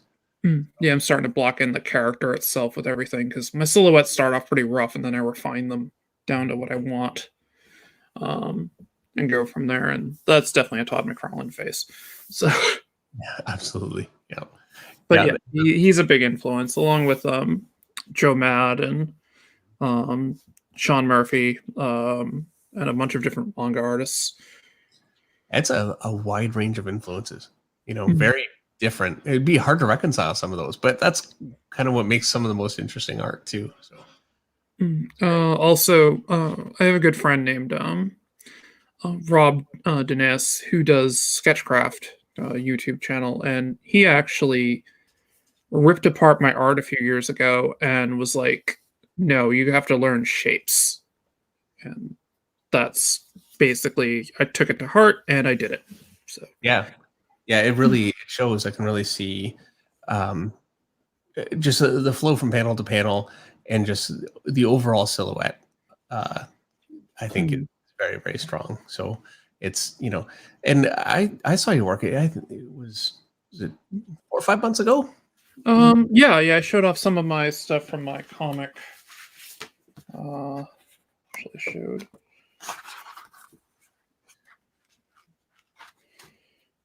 Where is it? Oh, sorry. My hands don't work very well because of MS, so bear with me.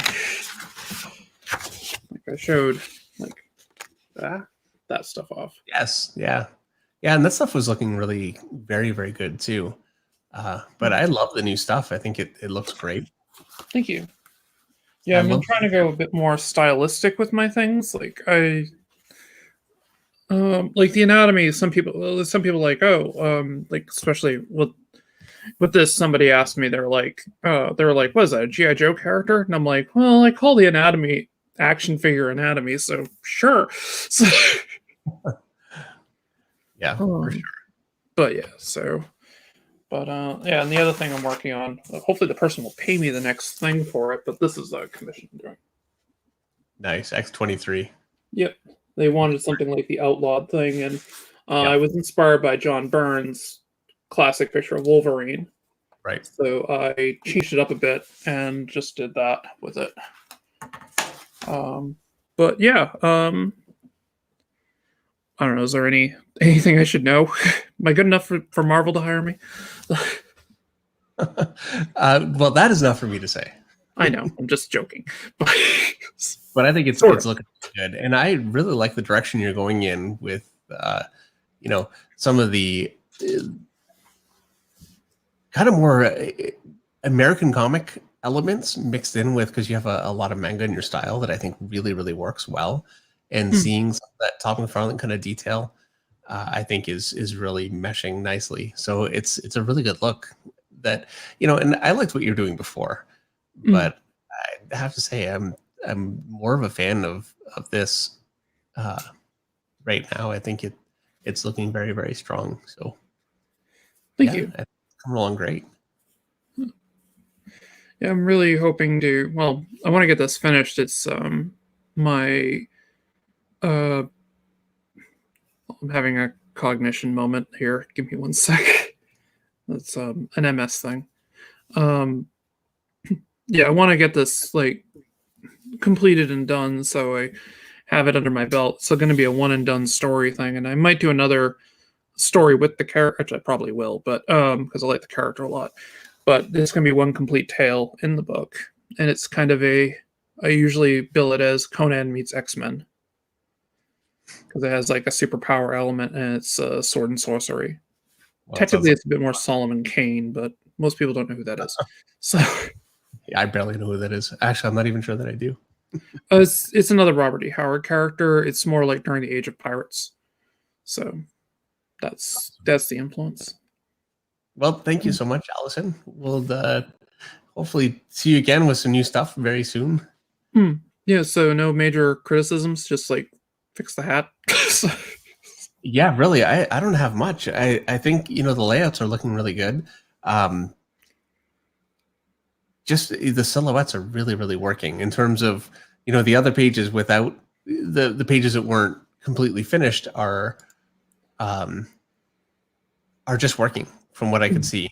So, and that first page, yeah, really just the silhouette at the top. I said that figure in the background, I didn't really realize was there, but that's what you were intending. So Mhm. I think, yeah, it's solid stuff. The cover looks really nice. So yeah, I don't actually have a lot of criticism. Yeah, I want your eye to kind of just glass over it and then like realize, wait a minute, was there something there? And then go back and look. Right. So okay. yeah, that's my goal with it. Like it's just supposed to be, oh, there, like go back later, oh, there's something there, and then see it. So yeah. Perfect. All right. Well, thank you, all right. Allison. Well, thank you. I really appreciate it, Dave. It's a yeah. pleasure as always. Yeah, always, for sure. So we'll see you again soon. Thank you, Allison. Thanks. Bye. Thank you, everybody.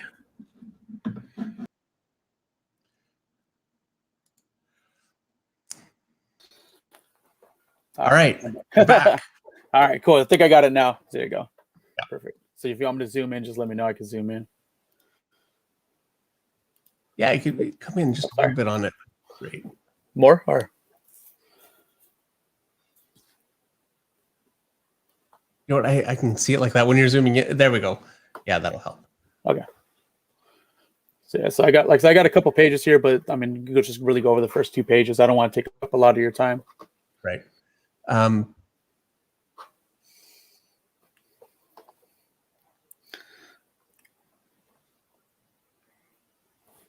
Okay, so a couple of things. I would say in panel 1, compositionally, the lighting really works. Like the shot works. I think it looks good. I will say, though, that there are a few things that are kind of fighting with it just a little bit. And one of those things is you've got here's your panel here. Phone's getting in the way here. So you got your panel here, and then I'm not going to draw the buildings here. I'm just going to kind of focus on this one, and it's about a third of the way into the panel. It's shadowed out. Your perspective point's just about here. So you've got windows defined along this perspective here. And the way that you've drawn them, they're very long this way. And with the angle of that building, those windows end up being really long. So it ends up making them look...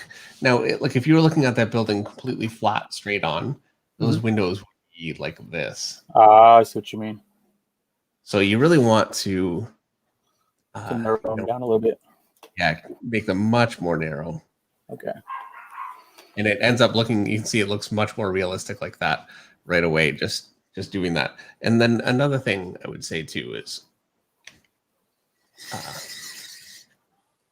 when you have, let's say, let me draw. So I don't have a ruler here, so this is going to be a bit sloppy. No but problem. Something like this is fine, but it doesn't really have much of a realism to it. Whereas if I was to even just make this thicker here and this thicker here, now it looks like it's got some lighting coming from here. And then if I was to double that up, it really starts to look like a recessed window. I can do a line across here. and I can just keep going further with it. And you can see how it starts to really look much more realistic. I can give it, this kind of detail here, and it's all just working really with negative space. Like I'm just drawing the shadows and not the actual things so much. Oh And yeah. I could, draw a blind in here. And so shadow out underneath the blind like this. And I could even really kind of erase everything facing the light, and it still holds together as a window. And so that's something I'd really kind of look at trying to work on, because what you've got there, you are really just doing simple shapes like this, and you really want to start working with building up some shadow and doing some negative space drawing like that. Okay. Yeah, no, I see that. Thank you. Oh yeah, no problem. Now, let me come in on this again. So the figure at the bottom right Mhm. is proportionally, I think his legs are a little short.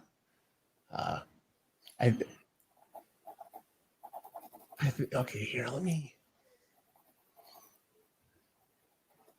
I forget what button to press every time I do this. Yeah, I did it again. There we go. Okay. So you've got him basically like this. Mhm. He's got his leg here. I think his movement is actually very good. So I will say that. He looks like he's walking like it. I think it really holds together. So Yeah. I do feel like his leg the lower leg kind of curves out like this a little bit. I really want to. I'll curve it the other way. Okay, I see what you mean. Just a bit. And then his head, you've got kind of sized a little bit more like this. And you really want to bring that right down quite a bit smaller.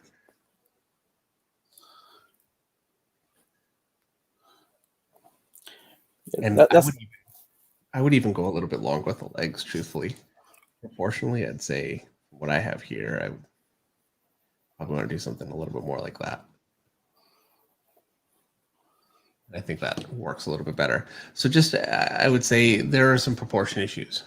That's the only real figure that's like a full figure that you see on the page, and I would say that he is proportionally, it needs a little bit of work. I think, some of the lighting is working.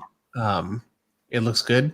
I said earlier on with someone else, I think it was Sheldon, that some of the folds were looking very soft, and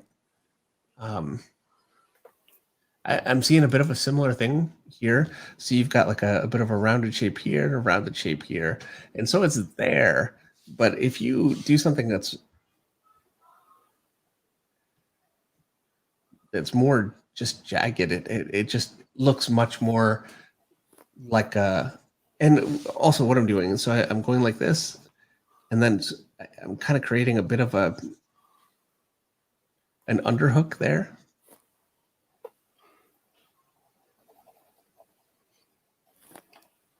All in all, you know what?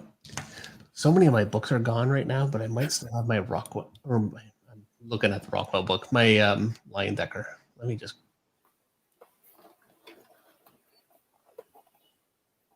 See it. It might have been packed. That's too bad. But, I see it. No, shoot. Rockwell. All right. I would say look up online, look up JC Lion Decker. Okay. And, I'll give that a try. I think it'll make a big difference for folds like that. Okay. Now, panel 2. The big issue you're having with panel 2 is very, very similar to what you're having with panel 1. And that is you've got the windows in panel 1 that get way too long. And so, so with panel 2, I'm just going to do a quick layout of it. I'll keep it pretty general, but you have a 1-point perspective. Your horizon is just about here. Perspective point's about here.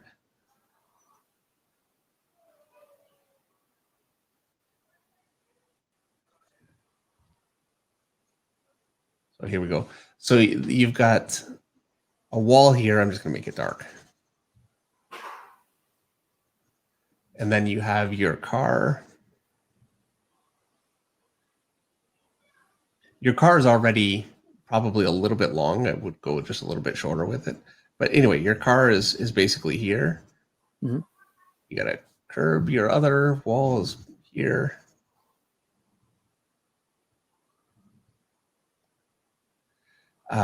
Now, when you get to the other side of the street, you're really pushing. You're going so long with everything. Everything gets much shorter as you go further back in the distance. So I want to go pretty short with that truck. The other side of my street would be like here, way down there. Oh, okay. And then the building across the street would be, like here. And then the cars in the background, and because you're looking at the top of this car, so these cars would all be under your horizon line. But yeah, everything would be much more, you can see how it's all much flatter in that panel. Mm-hmm. Hopefully I'm not making such a mess that it's impossible to see. But what you're doing is you're just do the same thing again. I'm going to zoom in because I'm drawing this so small. It's like impossible for me to see, and I'm looking right at it. Okay. So, so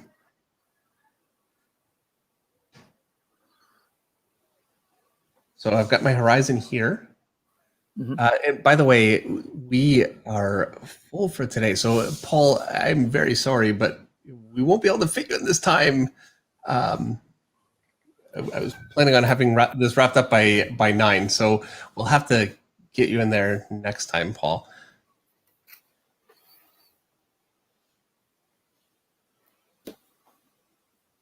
All right.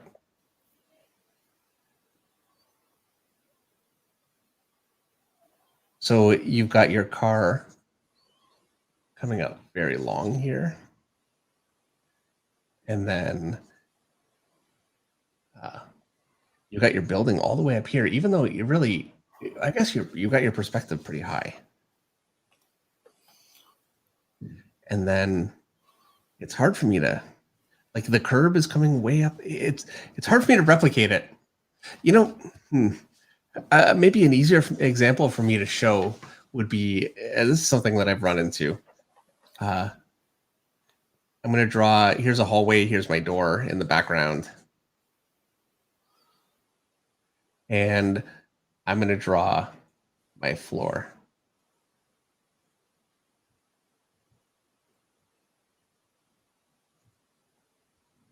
And here's like some lockers maybe along the wall. And you can see it looks all right, but it looks a little flat. Yeah. And if I do that again, and here's my hall, here's my door. And so you can see how much more depth I get just by going about it this way. And so there you go. Yeah, because I think what I'm thinking is like I want there to be how do you depth in the picture. So I keep thinking spacing stuff out further is going to make it more depth. But like you're saying, I think I need to quit thinking like that and bring stuff. It's going to get smaller in the distance, so it gets actually a little bit closer together as it proceeds backwards. Right? Is that what you're trying to say? Yes, you really want to crush things quite a bit more as they go further in the background. Okay. That makes sense now that you I seen the thumbnails that you made for it.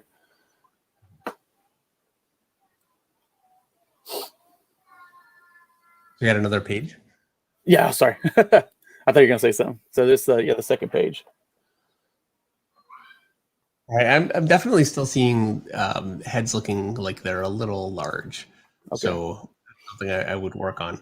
I think all in all though, your spacing and the way that you got those figures like in panel 1 is much stronger. They actually look, aside from that figure that you have all the way in the back right beside that wall, like it just really pushes very far back, right beside the door. Yeah, you're creating a room that is very, very deep, so be aware of that for sure. I think the female figure all the way around in every panel looks very, very good.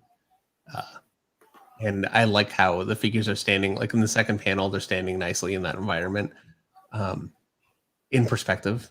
It's looking good. I would say though that the bar that they're against, it perfectly tangents with the bar, or maybe it's a pool table. I think but in the last panel, you've got a line directly through. Oh yeah, okay, I see what you say. Definitely something you really want to avoid. It actually completely cuts the third panel off of that. And generally speaking, I don't like to do two panels on the left side alongside a long panel on the right side, because your eye will naturally go from left to right before it goes down. And so what you're doing is you're leading your eye, and especially you've got the girl looking toward that panel, so it leads to that panel, and then you would be leading to the left-hand side of the page for the bottom panel. And I know that that's not the direction you're going in. You want people to look from the second panel to the third panel being the close-up of the head, and then the last panel. It doesn't read that way at all. So you really can't arrange a page that way. Okay. For that. So I probably should have moved the third panel up on top in that empty space where the seal. Okay. Yeah, for sure. That makes sense. Yeah, and it's to me, I consider that to be a hard and fast rule. I've seen this happen before, where you'll have like a comic. I'm sure you've probably seen this, where there'll be an arrow from one panel to another, and it's always a storytelling argument when that happens, or a storytelling mistake when that happens. And the editor is kind of trying to make sure that the reader can read through it, and it's a simple thing to avoid. I got to say, I've had pages where I've drawn, and I'm getting the layout. And if I could lay the page out the way that you did, it would work perfectly.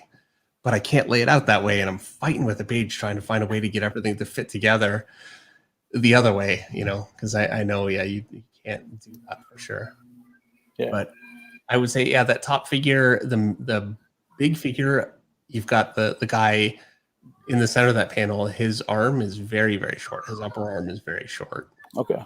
His arm, where it's resting against the table, I think it looks really good. Actually, I like that hand a lot. It looks like it's resting, but that's actually longer than his upper arm, and his upper arm is not foreshortened at all. His lower arm would be slightly foreshortened. So yeah, he's very, very small. And okay, I would still go a little longer with the upper arm, but then the head is maybe even twice as big as it should be. Yeah, that's something I've been struggling with too, is just getting the heads the proper proportions. Just something I got to do more research into. Proportions, definitely. Yeah, for sure. But yeah, all in all, like the background figures, I think look really good. They really work. I will say also, the last thing that I'll say is your rim lighting. I don't like your rim lighting. Okay. It's a very negative way to put it. I'm sorry. No. I'm perfectly fine. Okay. I'm here searching for your advice, so I mean, you're not offending me in any way. Okay, so you have his face is just right here. Mm-hmm. And I'm just gonna draw it simply, kind of with the lighting you have.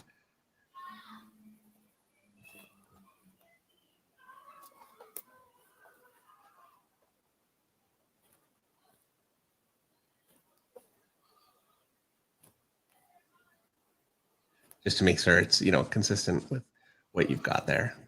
This is where at some point I need to get the ability to draw on a screen. I think it would make it so much more useful for these kinds of streams, and I'm going to get there. So as it is right now, I'm having to recreate everything on my own page here. But this is basically what we got here. So, and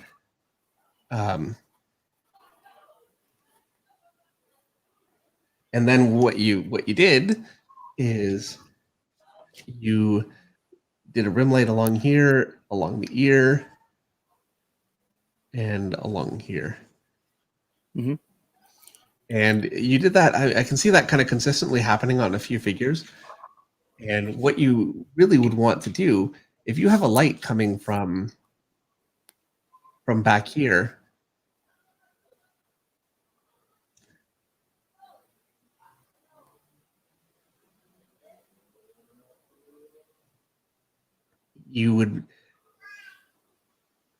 this would be dark here, you'd be dark in here.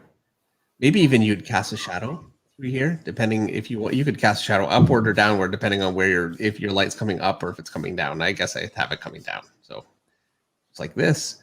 Yeah. But you want to think of it in terms of like this shadow here has a shape from the light.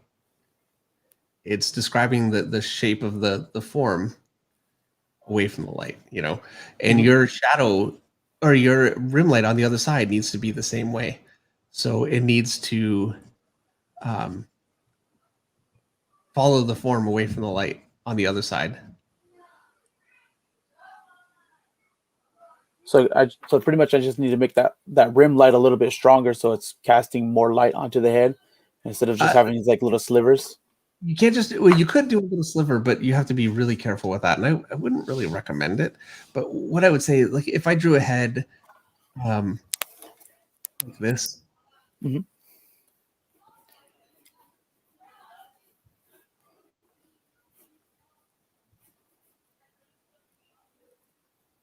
and I'm just going to draw the rim light, and that'll be my main light. And so now what I'm doing is just basically, it's going to be a really dark base.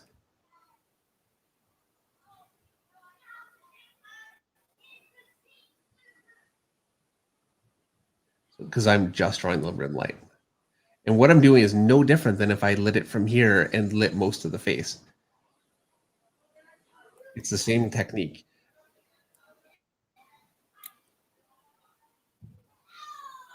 I still need to bear in mind that I've got the form that I have and that everything holds together properly.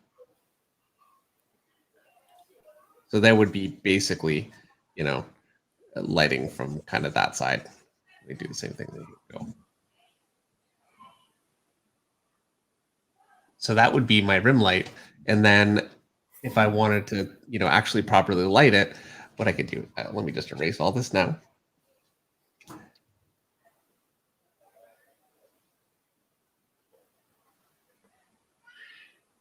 And now I'm lighting it from here.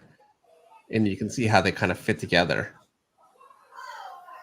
And that's how a rim light works. It's its own light source. You can't think of it in terms of just a band of light. It has to be used as its own light source. Okay, I see what you mean. You see how, let me open this up a little bit more here just to make it a bit better.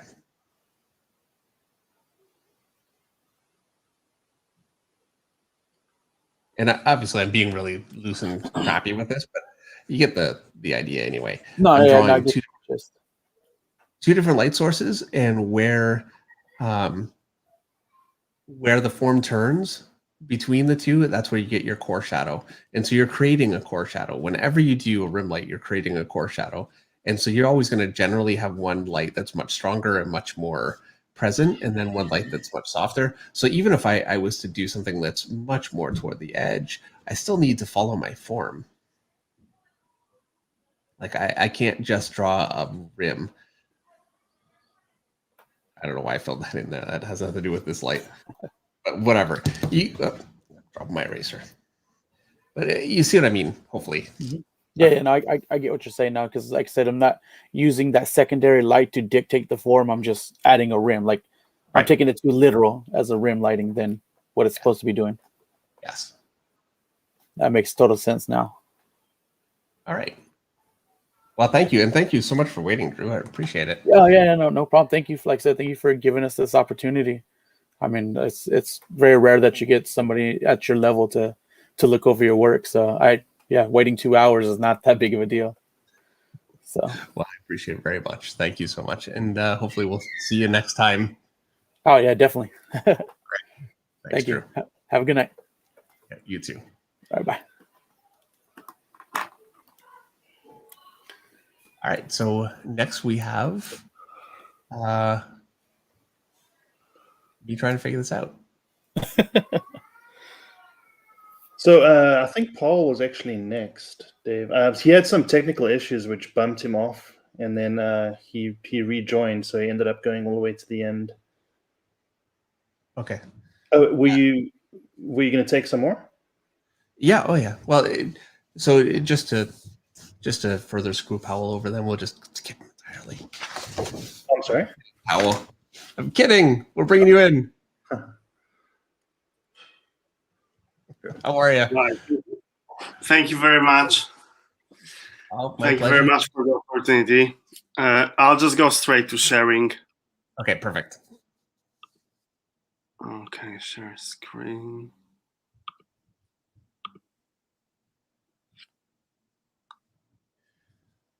Can you see my screen now? I can. I'm going to add it. All right. And by the way, Paul Essenson, gray tones are absolutely acceptable. Yes. I don't do them, but the rules still apply the same way. So yes, definitely. It's fine. Okay. I'm gonna, Do you want me to zoom in or zoom out? well, I'm going to bring this in. Yeah, if you could zoom in a little bit, I'm going to make this a little bigger on my screen here too. Okay. Maybe. Okay, I think it's good.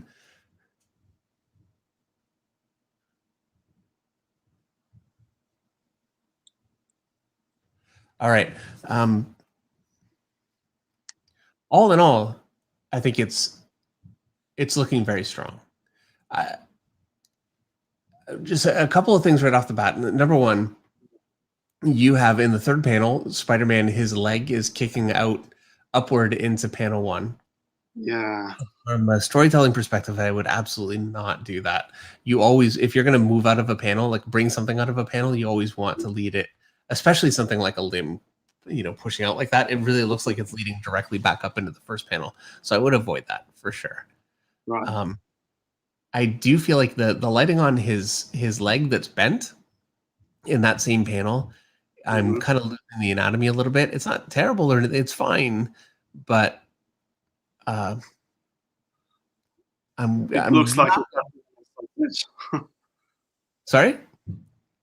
No, like you said, it looks like a tattoo on a sausage. You said that in one stream.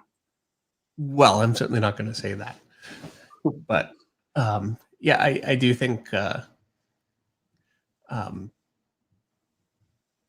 not seeing anatomy the way that I would like to.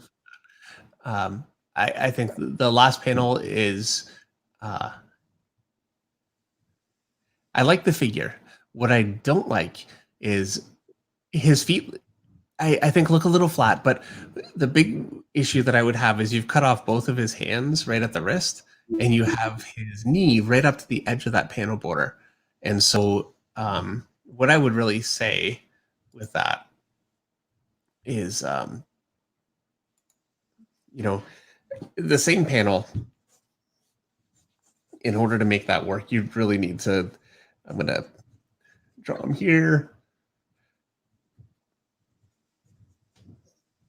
Got one knee here, one knee here. His head's here. I like how you're angling downward. Now you're doing this all the way across with your lines. I would actually like to see it because he looks like he's kind of coming down this way. I would find a perspective point, maybe here, and then run your lines from a perspective point, and it would give it a little bit more push through. So I'm going to foreshorten this arm backward like this, and the other arm, maybe I'll do this. I'm going to bend it, and I'm going to do that because I don't want to just stick it off the edge of the panel. Right. And maybe this foot I'll bring up. This one I'll bring down, whatever. It doesn't matter. It's not really the point of what this is like the worst Spider-Man you've ever seen. I know, but the point is that I want to make sure that he's framed properly, and that this is such a terrible Spider-Man. My Marvel editor ever sees this, I'm fired. But yeah, you want to really try and make sure to keep everything kind of within the panel. And he's still, to me, he's a little centered. So I don't know. I think I would even, you want to think in terms of thirds. So here's his head here. Or, because he's coming down. See, now I'm thinking on the page. I'm going to do it this way. Okay, hold on. I know what I'm going to do. This is how I'd want to do it.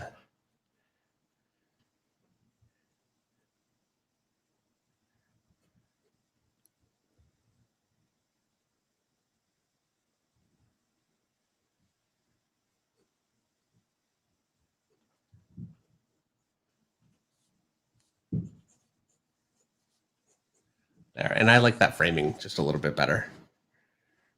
And it looks like he's kind of pushing out through the bottom of the panel to me. So that's more how I would approach that shot. Looks much better, yeah. Let's see. I'm going to maximize again here.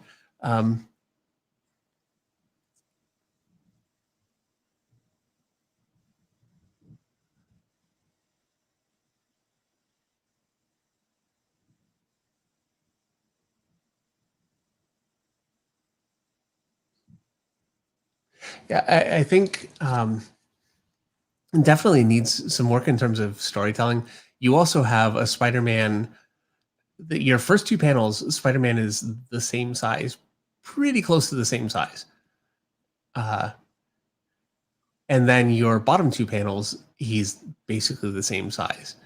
And so it almost looks like trading cards pushed together more than storytelling. You really want to think of, so if you have a page, the way you really want to approach that is, so here's my page.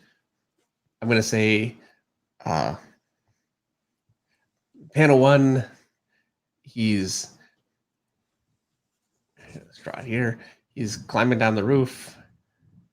You got the woman in the window. And then move on to panel 2.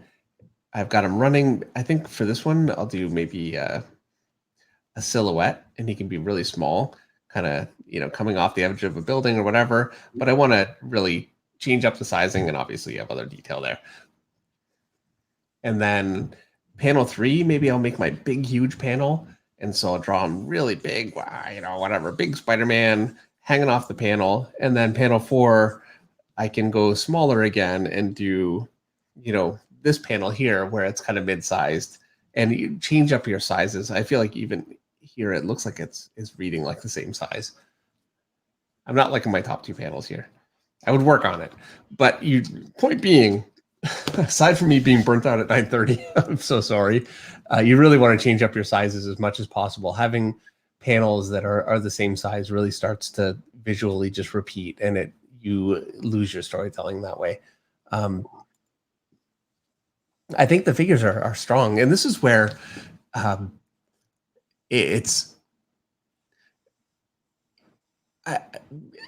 not a huge fan of Spider-Man's legs in the upper right panel. They're fine. They're just, the front leg there just gets a little bit thick, especially in the knee.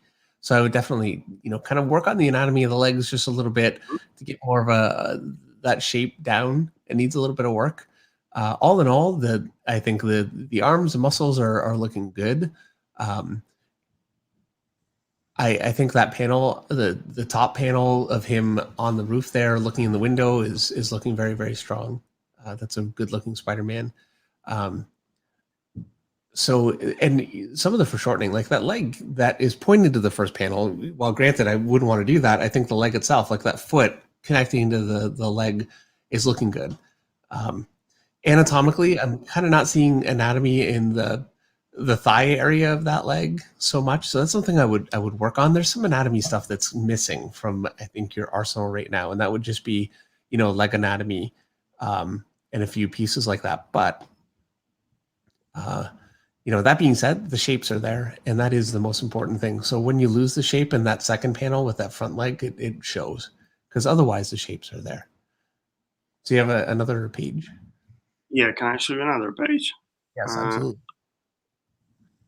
This is not completely finished. I'm still working on the bottom area, not the 2 panels at the bottom, but the stuff in the middle, the tree, and I'm trying to figure the shadows on the buildings as well. Okay. Well, this is a much stronger page. Just from a design standpoint, I think it's much stronger. And to me, it looks like you're using a 3D program for the buildings. No, I didn't. I used your technique with a perspective grid, and that's it. Okay, well, and I used photo references of New York. Well, is extremely well done. I'll say that. I mean, really, it looks so clean that like everything is so perfectly spaced. And I mean, I'm And I, looking at, I can say, okay, there are a few things that are not like perfect, but it's more perfect than I could do. So I think it's really great. yeah, And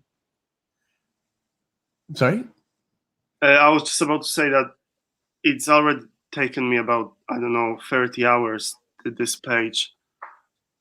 Well, I'm not surprised. Now, if it makes you feel better, it gets faster. And I wouldn't worry about how long it takes. I mean, obviously, it's frustrating taking forever on something, but the more you do it, the faster and easier it will come. And you really don't want to push to be faster, because then you end up doing work that's not as good as you could do if you just put the time in. I know for me, and I've said this a bunch of times, but I spent like a month a page practically on the samples that I broke in with, and then I just told editors that I did them in a day. You know, so I'm lucky I still managed to keep my job, but I just lied. In terms of lighting on the buildings, I would say like step one would be, and I was talking with Drew about this one, and that is me showing something that's not showing up on the screen. Hold on. This kind of thing here, and that's just negative space drawing. And you can do an incredible amount of things with that. I really recommend, hang on.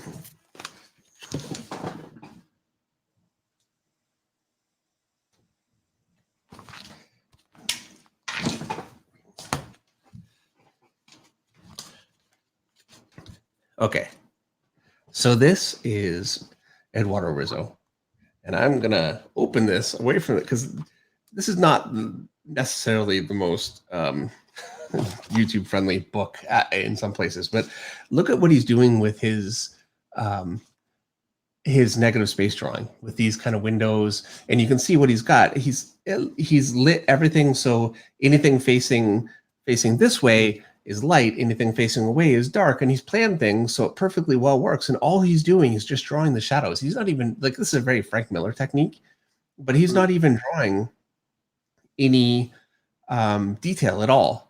It's just shadows, and it really holds together. Now, he's got the side of this building here, and if he would have followed the same rules, the side of this building would be entirely in shadow and dark. And so this is where you need to compositionally work on your lighting. And the colorist really helped him out here just by going light here and going to more yellow. It looks like there's an isolated light here that's casting a shadow up against this wall. And with his lighting, he's actually got, he knows what he's doing. He's casting a shadow upward against the wall, and you can see that these pieces here are lit, so the shadow is above them. So it holds together, and it's a complex kind of a panel, but yeah. Let me open this over here.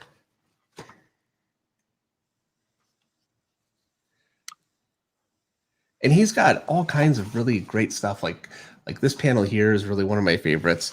This kind of thing here. I really recommend giving Eduardo Rizzo a try and working with these kinds of shadow compositions. And here what he's done is he knows the windows everything can be lit from the windows. And so since he wants those to be light, he just frames them up against the window here and then just shadows everything else out. It doesn't need to be put in there at all. It can just be indicated. It's something that I've experimented with, and I love it when I do it, and then I kind of forget and I end up drawing every little line into scenes. But here's another great example of this kind of drawing. And so in terms of lighting, this stuff for me is like, the Bible of how to do this kind of thing. And so what I do is I use what I can from this, and then I add my own little detail and everything. And also I don't have the ability like Eduardo Rizzo to pull off panels like this. I wish I did, but I get things from it, and I think that you really could too. And it gives you a lot of really good strategies for lighting across scenes. So that's what I would really recommend is 100 Bullets by Eduardo Rizzo. Just bear in mind it has some nudity in it, which I can't show. Yeah, that's fine. I don't mind. Yeah, I'm definitely gonna look into this. Yeah, 100 Bullets. Yeah, like I mean, your buildings are there like that. It looks great.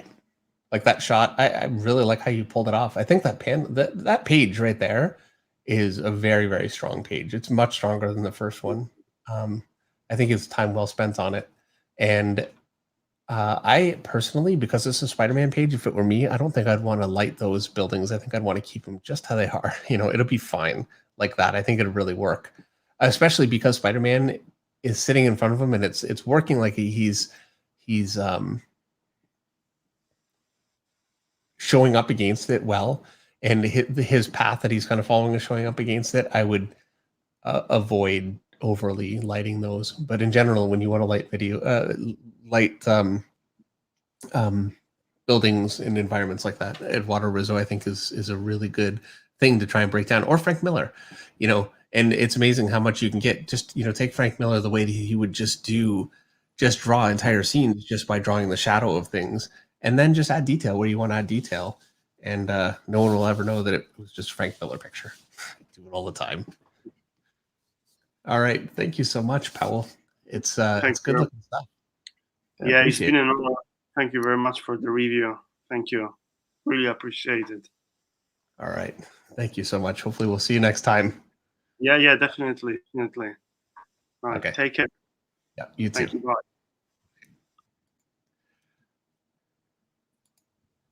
All right. Hello. G'day. How are you? How are you? It's hockey. Hockey. Yeah, okay, yeah. there we go. Hockey. Okay, because I was saying hokey. Yeah. Oh, good. You won a picture, and I can't remember which one it was. Yes. You could probably see it there. It's the Batman one from the first giveaway. Oh, nice. Awesome. Yeah. Just with all the toys there. So I can kind of see it. Yeah. Yeah. No, fantastic. Yeah. Oh, I wanted to show you this before I get on. My wife bought this yesterday. I just thought, how fitting. So, wow. Yeah. Anyway, yeah. So, I just thought that's really bizarre. So, but yeah. Is that? It's flickering in this end. Sorry. Oh yeah, I see it, and it is for some reason flickering. Yeah. Yeah, that looks a bit better. Okay. Yeah. You've looked at all this great art. Now you get to look at some crappy stuff. But anyway, yeah, I did this a few months ago. I really like it for what I can do at the stage. But looking at it on the screen now, I'm just going, oh, she looks like she's got gorilla arms, and one of the legs is too thick on the bloke, and I'm just going, oh goodness. And I really struggle with lighting and rendering. That's one of my big issues that I have trouble with. So, yeah, well, for sure, it's a tough one, and it's a bit of a journey getting lighting. Lighting is its own thing, and then rendering can be another thing. And I always recommend, lighting first. Like I would just stay away completely from rendering until you're comfortable with lighting. Yep. Yeah. Definitely. One thing at a time is best. Okay, so first of all, I think there's a lot of good stuff going on with it. I think the figures are really not so bad. Like the first one, and by first I mean the one with the swords. I really like that foreground leg. I really like how it's kind of angled out, foreshortened. It looks really good. The pouches read really well, like they're nicely placed on that leg with the strap around it, so it really reads well. The knee is perfectly placed on there. You have that padding on the knee, but that's placed perfectly to put that knee in that spot. I would say the rear leg, I think it really works. My issue with it would be more just the foot, and and so I'm gonna kind of work with that just a little bit here. And so here we go, paper. All right. So you've got the leg coming down here.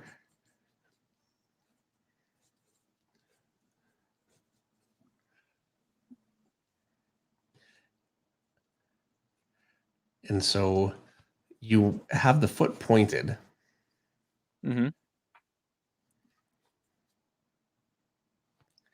And so I've got my heel here, and then my foot basically is a heel, and then the center portion, and then the toe. Mm-hmm. And so from this angle, I've got my heel, the center portion here, and then my toe, and so it'd be more angled like that. And Okay. I'm gonna show you a trick that will make things easier. Hold on. Fantastic.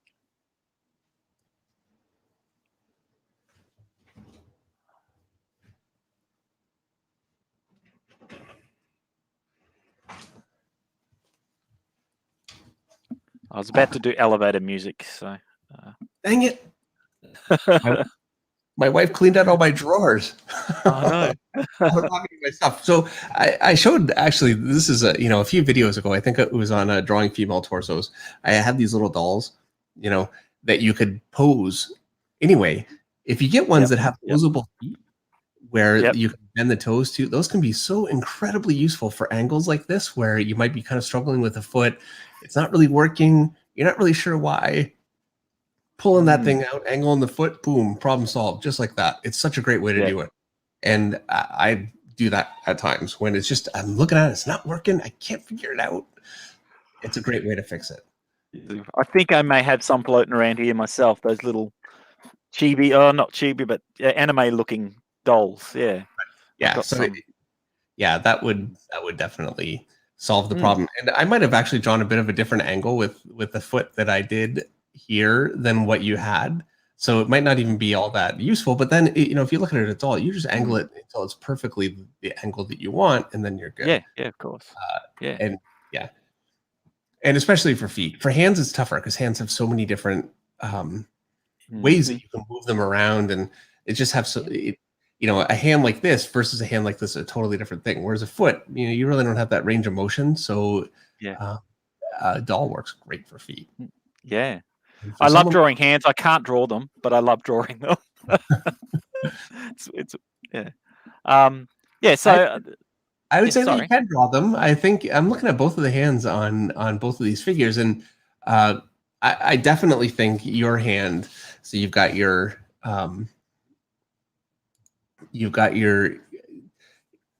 haft of your axe here, and the hand is clenching basically like it's not grabbing anything.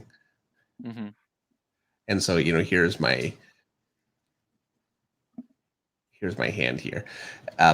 If you want it to really look like it's grabbing, I'm gonna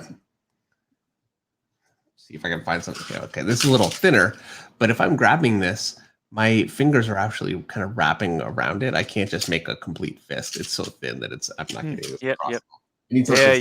Thickness. But what you want to do is you would see this volume in the hand. Yeah, you'd really see it, wrapping around. And maybe because the pinky's thinner, Yeah.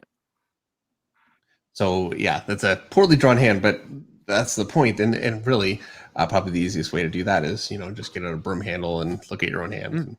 Yeah, definitely. No, I can see. I can see what I've done there. So that's easily. So that one's. Yeah, sorry. I do feel like the feet on the other figure also could benefit just from looking at one of those dolls for the feet. It would definitely help. I think definitely. With both feet, you're a little too. So what I feel like is going on, just quickly, is you have a leg here, and then the foot pointed like this, which is very difficult to do. Generally speaking, your foot would curl the toe upwards, That the tendons are pulling the toes up from the top of the foot. Yeah, and from that angle, the heel would be higher. Yep. Yeah. Okay. Yeah, definitely. I can see that.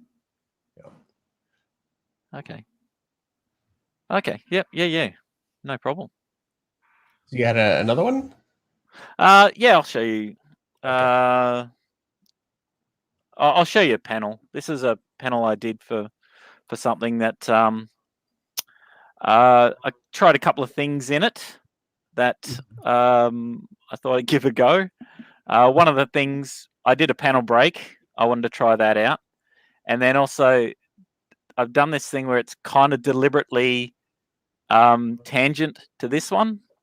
Yeah, I see what you mean. So- Actually, you know what? It works because one is so large and the other is it. And it's funny. Okay, so one's much larger and one's much smaller. So it doesn't really tangent quite so much as it could. And also the angle's kind of coming out differently. One's getting larger and one's getting smaller. So it doesn't actually tangent as badly. And no, it is a tangent, but it does work. It's kind of crazy. I've never seen somebody try something like that before. I sort of wanted to make it look like it was coming from one end into another one. So Yeah, I think it works. So This yeah, is so a it's just crazy page, by the way. yeah, yes, yeah, that's it. So I tried a few different things with it, and you know I'm not very good at backgrounds as well. The backgrounds just, I don't know. For some reason I just can't figure them out. So you'll see there's a lot of blank in a few of those panels, but yeah. Well, now looking at panel one, I feel like they're on a plane. I don't mean an airplane. I mean like a physical plane. You know what I mean, right? Right? Does that make sense? Yeah. They're on a floor. Yeah, and it's spelled working. differently. Right, there you go. So I do think that you can do it for sure. I mean, that's the biggest part of it. And with the tree, the wood texture, it is really not bad. I will say it looks like it's kind of spotlit. You've got a shadow now, and that's not such a bad thing. I'm looking at it, and I think, okay, so the shadow is on the left side of the left tree and the right side of the right tree. And Yeah, I was trying to angle it, so I was trying to push the trees in the background, but yeah, I know what you mean. Like I don't think that works. I will say that the shadow on the figure he's grappling the monster in that panel. He's got a shadow on his forearm that's very strong, and I'm not sure where that's coming from, or if it's it almost to me it looks like a tattoo. It was, yeah. I was trying to do a metallic thing, and I again, another thing I'm still learning. So okay, but it's a lot of fun. I gotta say, it's very, very cool. So yeah, if you're, I got one more quick one. You don't have to really critique it too much, but yeah, I just tried this and tried weird colors, but Space It's Girl. very But I just wanted to give it a go. colors. Very cool. Yeah. But yeah, but I appreciate your time again. It was before Christmas with Marzullo that we met. Yeah, so it's been way too long. It's been ages. Yeah. So it's good to be doing it again. It'd be nice to do this again with Robert too. It's been a while. Definitely.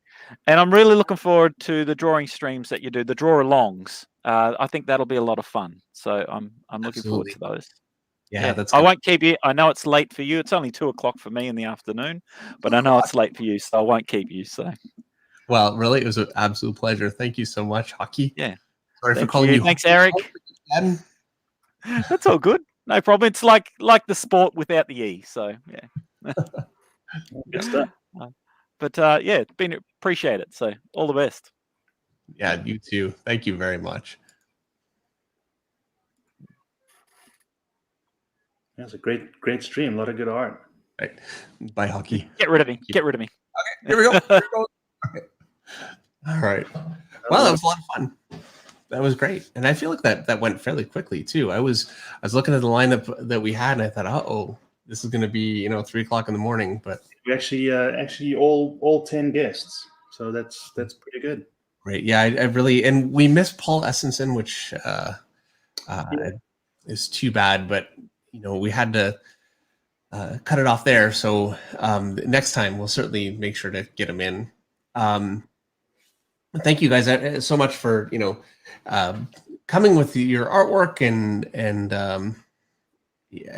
I think some of the stuff was really looking absolutely amazing, and it's great to see the progress. Also, Eric, from people that I saw a few months ago, last time we did this, to now Lancer Boy, I think is coming along great. Right. So it's really great to see, and some artists that DPLA art. I had not seen his work. And you know what? I probably have. This is a problem. As I'm doing this more, and I have to admit, I'm doing this more, and I'm really getting to know you guys more. And so there have been a couple of times. Greg L.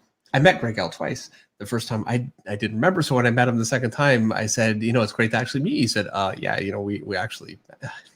So, but now I wouldn't forget. It takes me a couple times. So I feel like I'm really getting to know you guys, and it's great.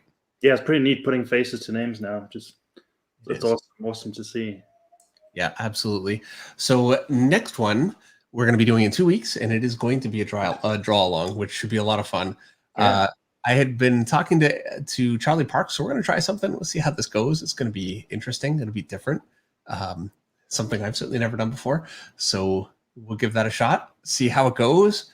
And then the next one after that will be another review stream. And I think we'll do it that way. We'll do a review stream, and then we'll just do a draw along and maybe some Q&A and go through that way. I don't want to just make it reviews, because I think a lot of people would like to do a draw along and like to do some of those kinds of things. Right. But I know a lot of you guys are here to get feedback on your work, so it's going to be a bit of a mixture. And at some point I really do want to paint, so yeah, that'll be great. When I do that, you're gonna have to do it along with me, Eric. Yeah, I'll put you on the spot. I have paint sitting here that's just been sitting there. I'm itching to get them out. All right, should be fun. I'm excited. Get me back to painting. This, and like I'm enjoying YouTube immensely, but it has kind of meant that I haven't had time to paint or try some of those different things. So being able to kind of bring that into here, especially with you guys, a captive audience, would be great. And it's only it's a smaller audience. There's less of us here, so if it comes out really badly, any of our work comes out badly, we're the only ones that see it, so it's fine. All right. Thank you, everyone, so much. We will see you guys on Monday for the Monday Night Draw live stream. Eric will be there too, and I'll have a new tutorial video on foreshortening next week. Good. Wednesday, probably, but certainly next week. And yeah, that's it. All right. Thank you, everyone. Good night. Eric, you got to say good night too. Good night, guys. Thank you. It was great. Thank you. All right. Good night, everybody.